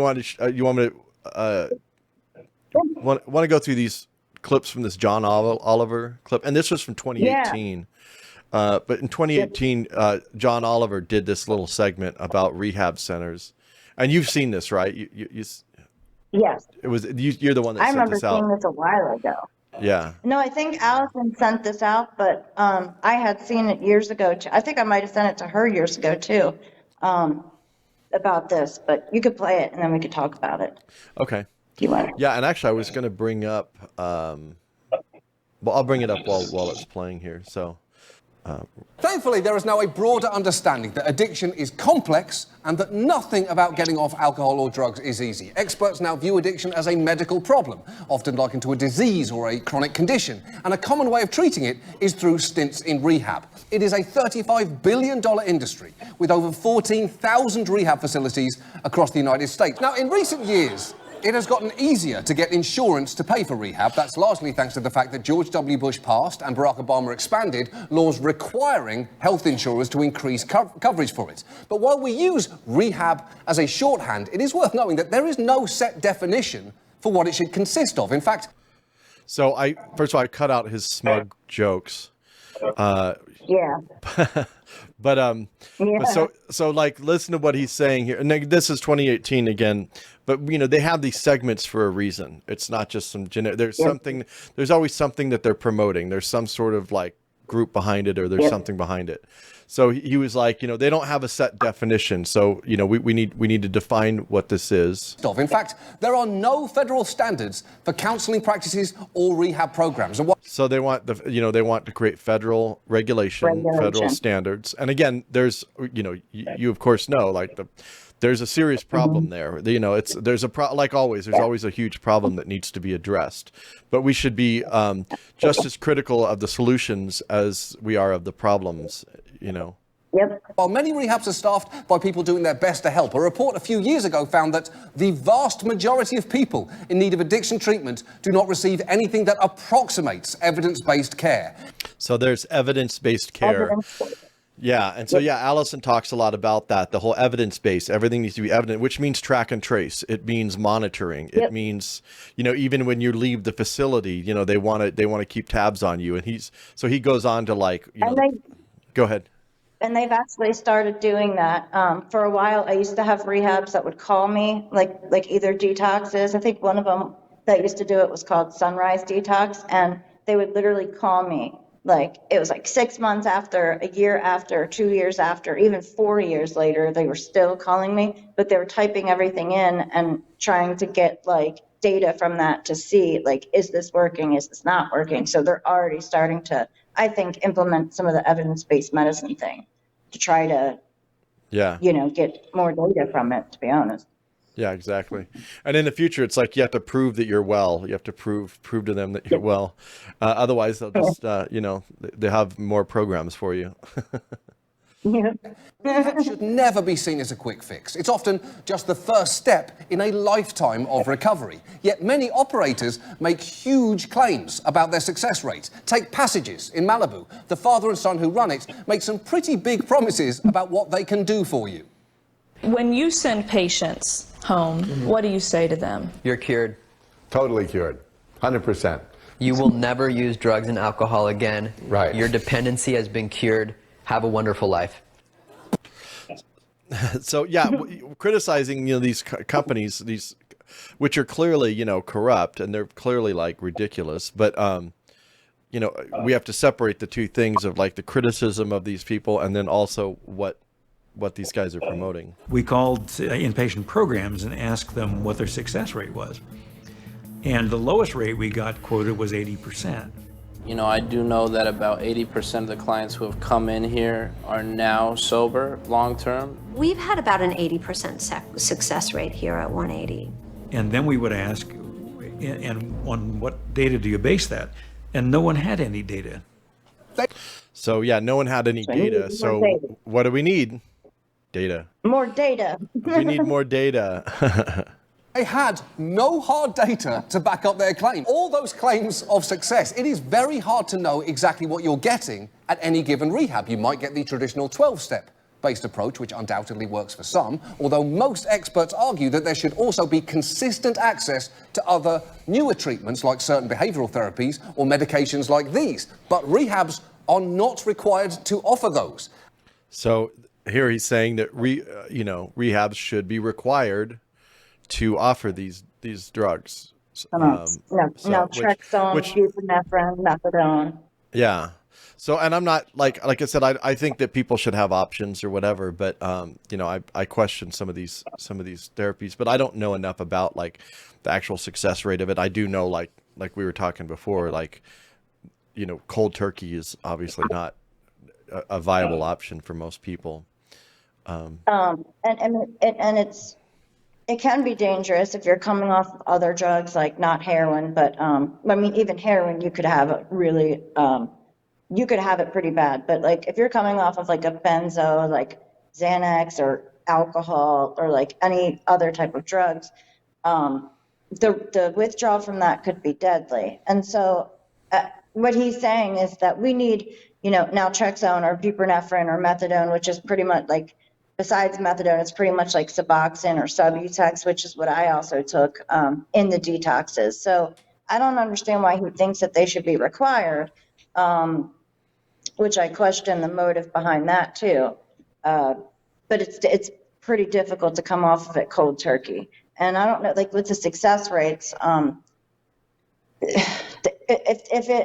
I don't understand is like 12 steps, AA, NA, CA, Al-Anon, all of these, and Alcoholics Anonymous or Narcotics Anonymous, all of these big book groups that they start in meetings, they're also mandated by the government. So like if you get in trouble, they'll give you a deal where they will send you, instead of going to jail, you go to like rehab, and then you'll go to first you go to the detox, then the rehab, then the outpatient.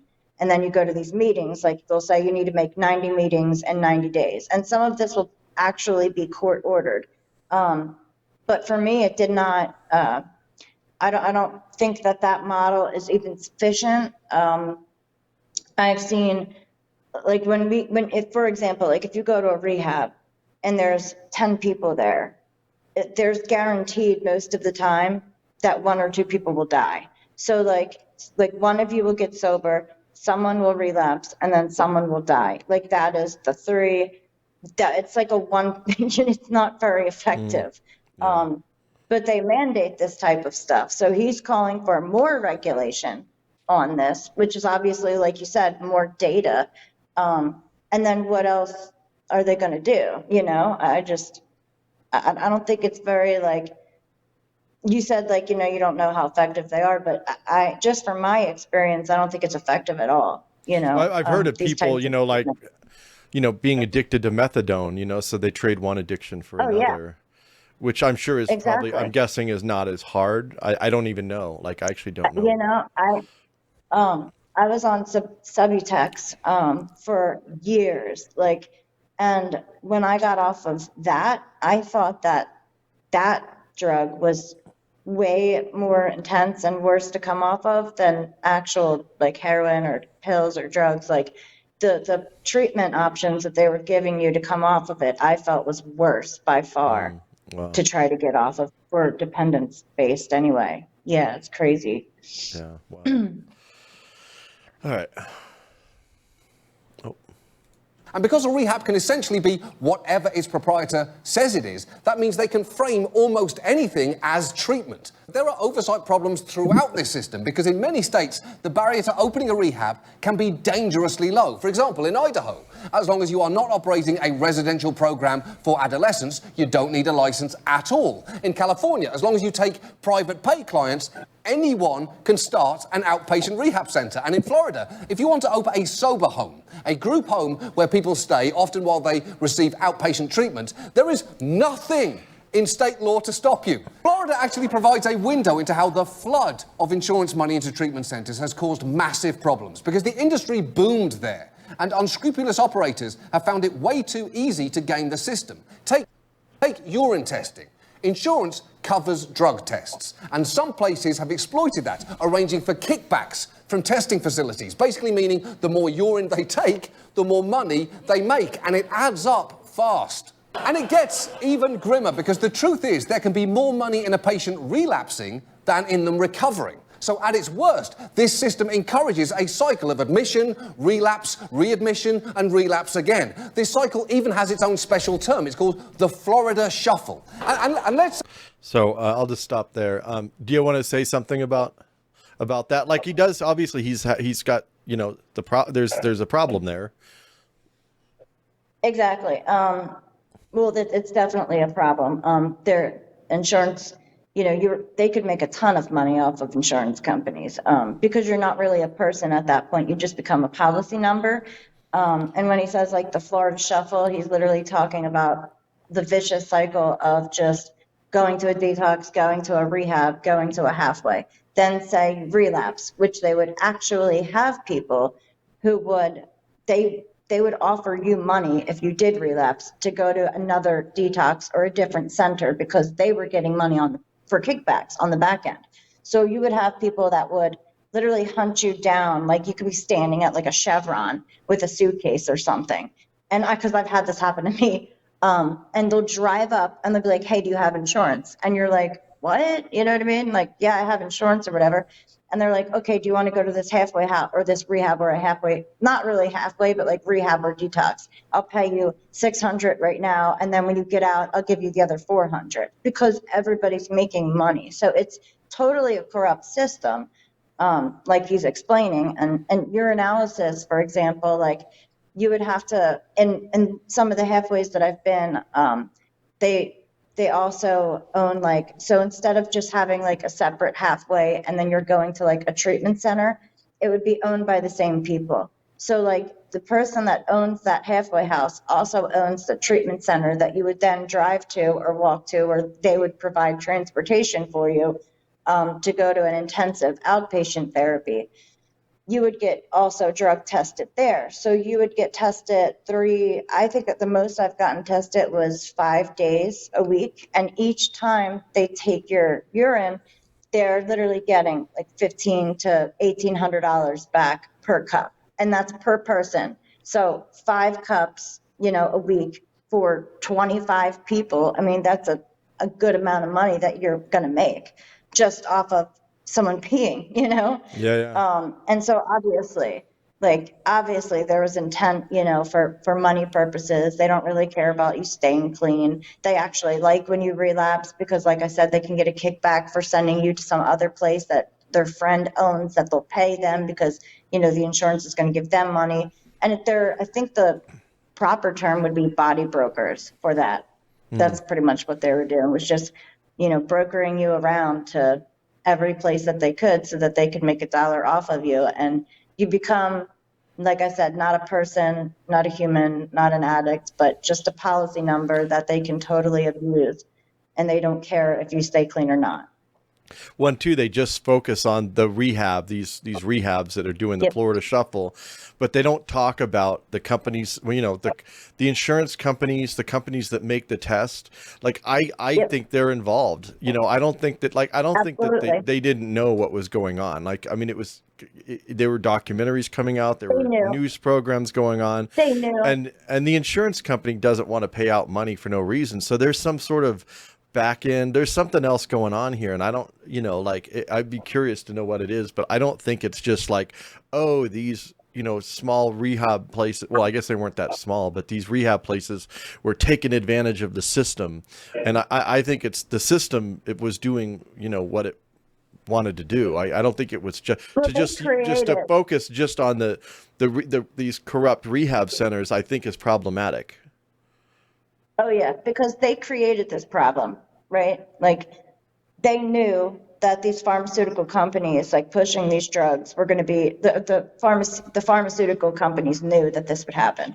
So then you have insurance companies they were totally aware, like, they did not care for the longest time. Like, I'm telling you, this went on for maybe a decade, and nobody did anything about it. They only started caring when, there was a lot of people that were starting to actually die because fentanyl was coming into the picture, and they were starting to, but I feel like they blamed the rehabs. But like you said, I'm like 99.9% sure that the insurance companies absolutely knew about it. And I don't know if it was like some type of deal, like, because of what Obama did with the Affordable Care, where they made mental health treatment mandatory. Like, you have to cover this as many times as you need it. You're allowed to go get help. And that's where all the money started coming in. And so the insurance companies are not innocent in this. They knew everything, and I don't know if maybe the government was giving them some type of incentive, you know what I'm saying? I don't really know exactly what the deal was, but I know there was something, because they didn't care, for the longest time they didn't care. Yeah. And then all of a sudden they did, so it's not just the rehabs, it was everybody. Yeah, I agree. Yeah, I feel that way as well. It would be interesting to have more info on that, like exactly how the business dealings were working, because they knew what was going on. And let's say someone you love was truly in crisis and you wanted information on Cliffside from an outside source, like what complaints had been lodged with the state and what the state found when they investigated. Well, in order to get that information, you would need to file a public records request with California's Department of Healthcare Services and then wait for months for them to send you what could be a huge pile of documents to sort through. And that is too long to wait for urgent information. So real quick, this just has to do with, but if you had your health records on blockchain, it would be so easily accessible. Yeah, exactly. And if you're wondering what experts would advise you to do in seeking treatment, many that we spoke to suggested beginning not with a rehab, which may try and sell you on its own services, but with a doctor who is board certified in addiction medicine. Now, it's only recently become an official specialty, so there just aren't many of them around, but you can find those that do exist at this website here. So real quick, I went to that link. That link is no longer good.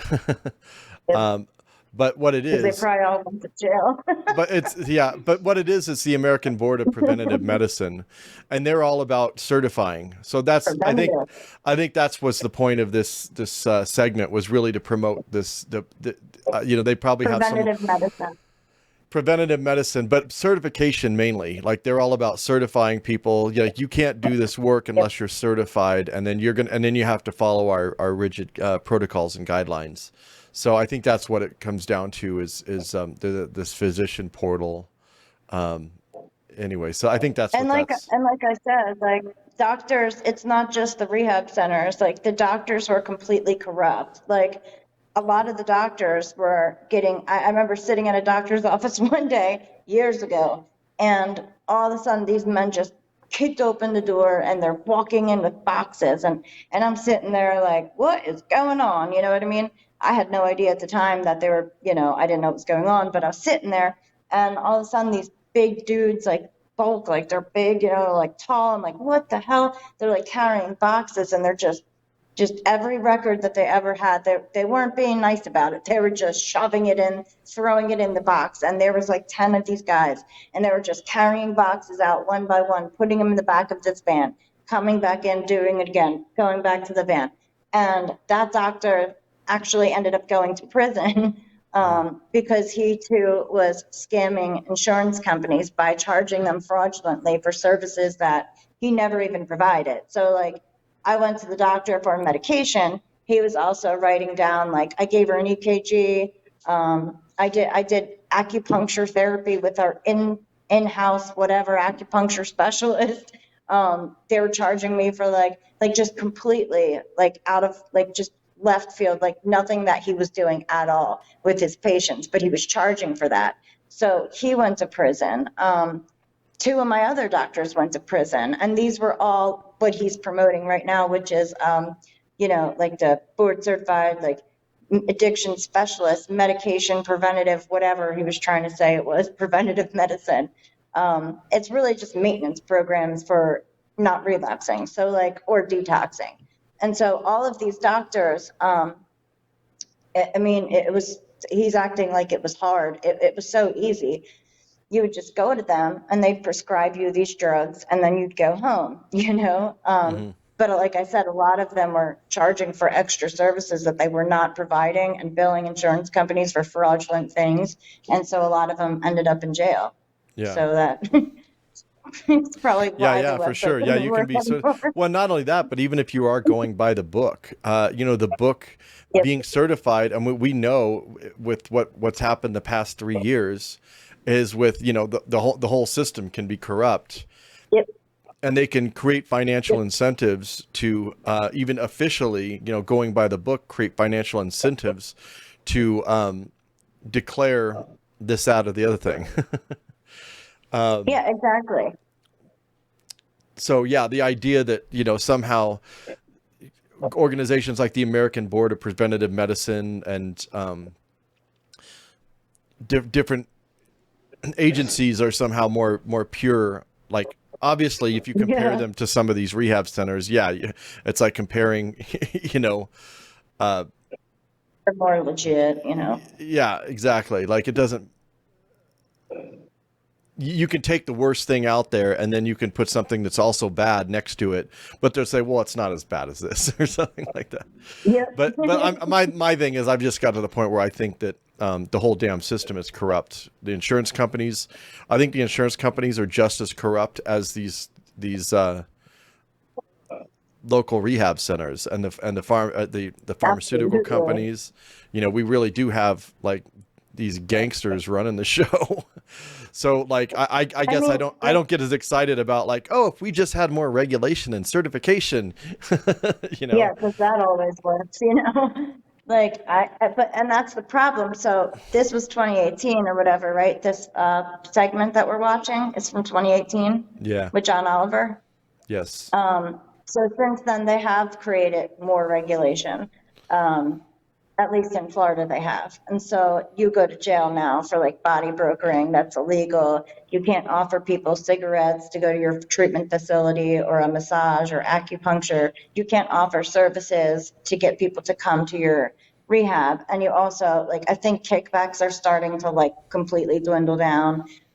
They've made it really, really difficult. But at the same time, regulation does not always work. And so now you have people who don't want to open a rehab because they're afraid. They don't want to open a halfway house because they're worried about, them getting in trouble for something because so many people have already gone to jail. Then you have doctors who, like I've had to deal with in the past, who do not, like at all, want to prescribe these medications because there has been such pushback from the government, the media, other people about prescribing them, how bad they are, and just all of the fraud that happened in South Florida after they implemented this regulation. Nobody wanted to touch it. So then you got to go to, say you go to like he's calling for like a more regulated version.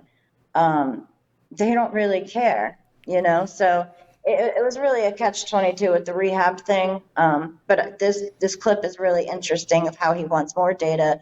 And if everything was just right there, like you said, on blockchain or something, you could just pull files out and it would be so much easier to follow up. You don't have to wait weeks to figure this out. Like evidence-based medicine, which is like what they're promoting pretty much in this. It's just interesting when you look at it, Mm-hmm. Yeah, and I'm not saying that, there shouldn't be laws against certain activities. Obviously, that's a good idea. You don't want people doing a lot of these things that are harmful. But what I'm saying is, if you study how laws are made and how regulation is made, there are ulterior motives behind a lot of that. In fact, I would argue most of it is not actually about doing what people think it's about doing. Oh, this is here to help people. Actually, no, there's some scam. There's some business thing that's going on over here. And now, as we're talking about moving into social impact finance and these other type of schemes that actually prey on people that are in addiction and that are going to be profiting off them in ways that people never even imagined were possible.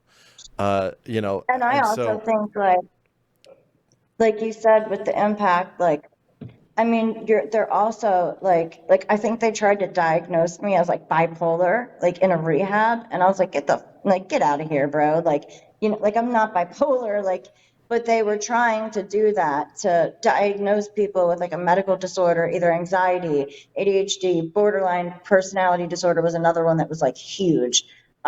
A sleep disorder, like all these crazy, like all this stuff that people actually probably were not. They were doing it anyway. And so they were taking drugs from like the pharmaceutical companies, which I thought was interesting. And it was almost like people who were going into detox became test dummies for big pharma in a sense, because they were giving drugs like gabapentin that at the time when they were doing that, it was a new drug. And there's a lot of controversy with that because it was like their studies were all ghost written studies and like they pretty much by like the pharmacies themselves. And then, or the person that created it and then having somebody else like sign off on their research that they did for it. And you would be taking like Seroquel, all these like psychotic drugs that are meant for like people who really have problems, you know what I'm saying? Like, I guess. And they were pushing that into people who were getting into detox. And so sometimes I wonder, like how much money did they make off of this in a sense as well, And then you have the prisons, the private prisons, especially in Florida, who don't mind when people, relapse and go to jail and then they get to lock them up. I mean, it's a whole system that they're working within. And so I don't know. I don't even know where I was going with that. I was just rambling, but I do that all the time. I do my fair share of rambling. Well, and again, this brings us to evidence-based medicine. Again, it brings us back to the cybernetics. You don't really have like, your medical records are not private at that point because, in order to have evidence-based medicine, you need to be providing the evidence to whatever authority or to, probably the AI, you got to feed the AI your medical records. So, and I just learned the other day, that when you're on some type of medication that's considered a controlled substance, you are now on they put you in a database that's basically, it's called like an E4 or something. I could be wrong. I just learned this the other day, an E4 database, and your name goes on there. And then the drugs that you are taking is also listed underneath of that. That should be private health information, but it's not. This is regulated by the government in the state of Florida. So you think your information's private, but it's really not. And he was calling basically for more data and more regulation, which means that you would have literally zero privacy to what they're doing, or what you're taking or what you're doing with your own body. Right. So that too. And I imagine there are some really ethical rehab places out there that maybe even are using unconventional methods or whatever, that are outside of what is considered, kosher within the larger context. But, I think that people should be allowed to try different things if it's ethical and different, because obviously it's a big, serious problem that it doesn't seem like we've been able to really find, the silver bullet solution to of addiction. And so, I worked at a cancer center for so long, and I was always so frustrated that basically in this country, you're only allowed to, if you're a professional, you're really only allowed to offer surgery, chemotherapy, and radiation. And there are people that have had success with other methods. Now, that's not saying that those other methods were necessarily the cure all either, but I think people should have the option to try different things, especially when it's their own body and their own health. And so, this kind of goes against bodily autonomy and health freedom for sure. Absolutely. Okay, there's a little bit more here. We'll just finish this out. Website here. They may be able to guide you toward a treatment that best suits your needs. This system, so listen to the experts, clearly badly needs more expertise and oversight. And until then, it may be really important for all of us to understand that at present, the word rehab is so broadly defined as to be close to meaningless. So that was that. Try to make me go to rehab. We need to do a segment there. No. Well, anyway, so any final thoughts on this whole segment? I mean, we've talked about a lot, and we'll talk about some more. So where I was going with that long rant that I was on, the medications and stuff with the mental disorders that they were trying to do, push on people.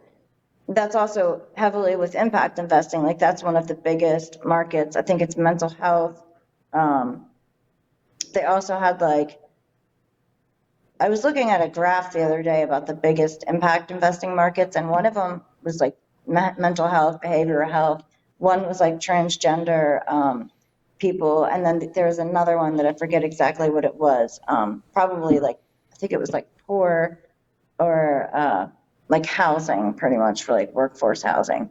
But that's also huge in impact investing. So if you're, going to a rehab and now you're just randomly diagnosed with bipolar disorder or whatever, now they're going to be able to have more services for you that they can provide, and more people are going to get paid from that.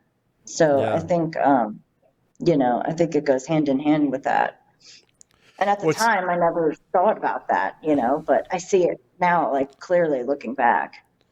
Well, and like you said, when you're, the whole story of you standing there at the gas station and somebody's like, you got insurance or whatever, you create financial incentives for something, you're going to get more of that something. I mean, it's just, you're going to have people, even if okay, maybe it's kind of like the person that goes to jail just to get a place to sleep for the night and get some food.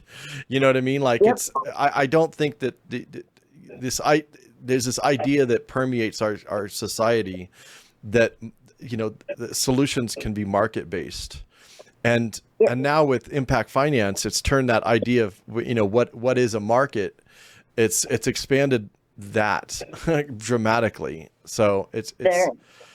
And as long as you're profiting off of people that are sick, people are not going to care if you get better. And with addiction, I mean, it's so broad. What could be causing you to be, addicted to drugs? It could be financial, issues. It could be people dying around you from cancer because you live in a poor area where they dump fire, hazardous waste into your water system. So people around you are dying, economically, and racially, it's just, there's so many factors that could play into this. And so until we address those factors, I feel like any other solution that they come up with is literally just another market for them to make money off of you. You know, I don't think it's just like, oh, well, something deep down inside them is broken. Like, obviously, like if you're getting high, like there's a reason for it. What that reason is different for me and different for you. But like, people are still going to make money off of this without addressing the environmental factors, without addressing mental health, without addressing, you know, economically how we're not even going to be able to afford a house. Like, you know, people in my generation are like barely able to like survive. You know what I'm saying? So like, all of that comes into play, and they don't care about that. So are these really Well, solutions not only that are they going don't to care help about us? it, they you know, so many of government policies are directly responsible for people being For them. depressed and wanting to get high. Exactly. Yeah, Exactly. So when they're exactly. Well, giving you you know, you create the problem, these then, you know, resources, exactly. yeah, They'll, that's what I'm saying. It's, you know, it's nothing's really genuine when you look into it, and that's what I don't like with the RFK thing. Just to go back to him again, um, for me, it's personal in a sense because I've been through this and I've lost so many people. Like, you know, like my necklace, like I have ashes in it from an ex-boyfriend who passed from heroin, you know, and the rehab system. So I get so frustrated. I had one of my friends, Haley, who, beautiful, beautiful girl. Like she was such an awesome person, kind soul. Like she was just always laughing. Like she was so like, you just, every time she walked in, everybody loved her. They were drawn to her, you know? And so I remember one day we were sitting in like a group therapy, as they call it, in intensive outpatient, which is IOP, from the halfway house that owned that. Again, money. And so I remember one day she just looked at, we were going around our group, like asking, like, you know, like, well, what do you think? Like, how do you feel about your future? How is it going to happen? And Haley literally looked at everybody and she said, I think I'm going to die. And we were like, and I knew what she meant, but everybody's like, what? You know?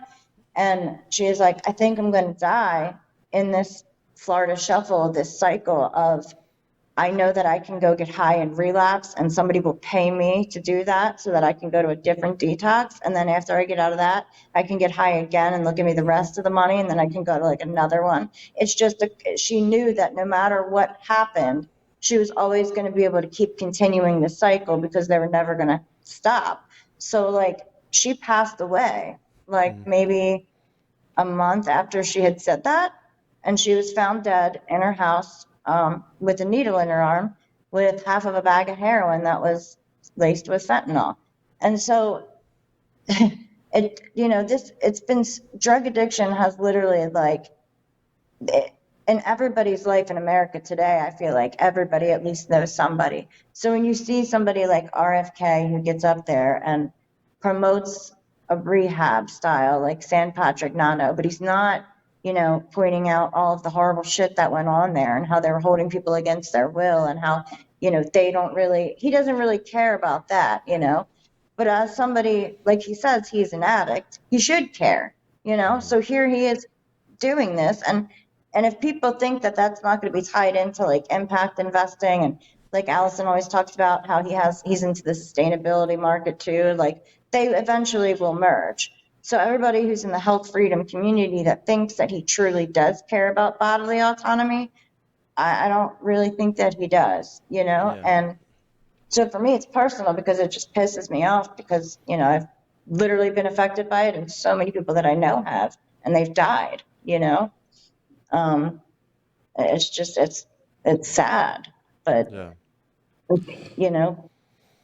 Well, I appreciate your voice, and you know, having you here as someone who's gone through it and who's seen it and who's been through it is really helpful. Because it's easy to, you know, read articles and like watch documentaries and learn about it, but you know, to hear it from someone that's actually experienced it and been through that. And again, there are major problems with how this thing has been up until this point.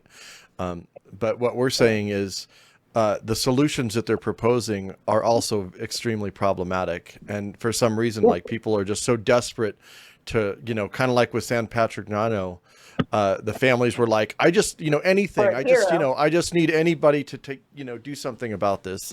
And for some reason we let our guard down and we're not as critical about the players involved and then the ideas that are being put on the table.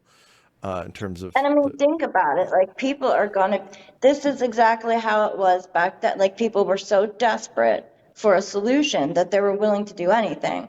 And we talked about this before, but when Allison was on, but like, think about Philadelphia or Phoenix or Seattle, Washington is another one, or San Francisco or Boston, any of these major cities that are just plagued right now with homelessness, addiction, mental health, out of control, trash everywhere, drugs, needles. Like, people are so sick of it that they're like, we're willing to try anything, you know. And this is exactly what happened in Italy with San Patrignano, was people were willing to overlook the bad parts and just be like, we're just going to worship him anyway. You know what I mean?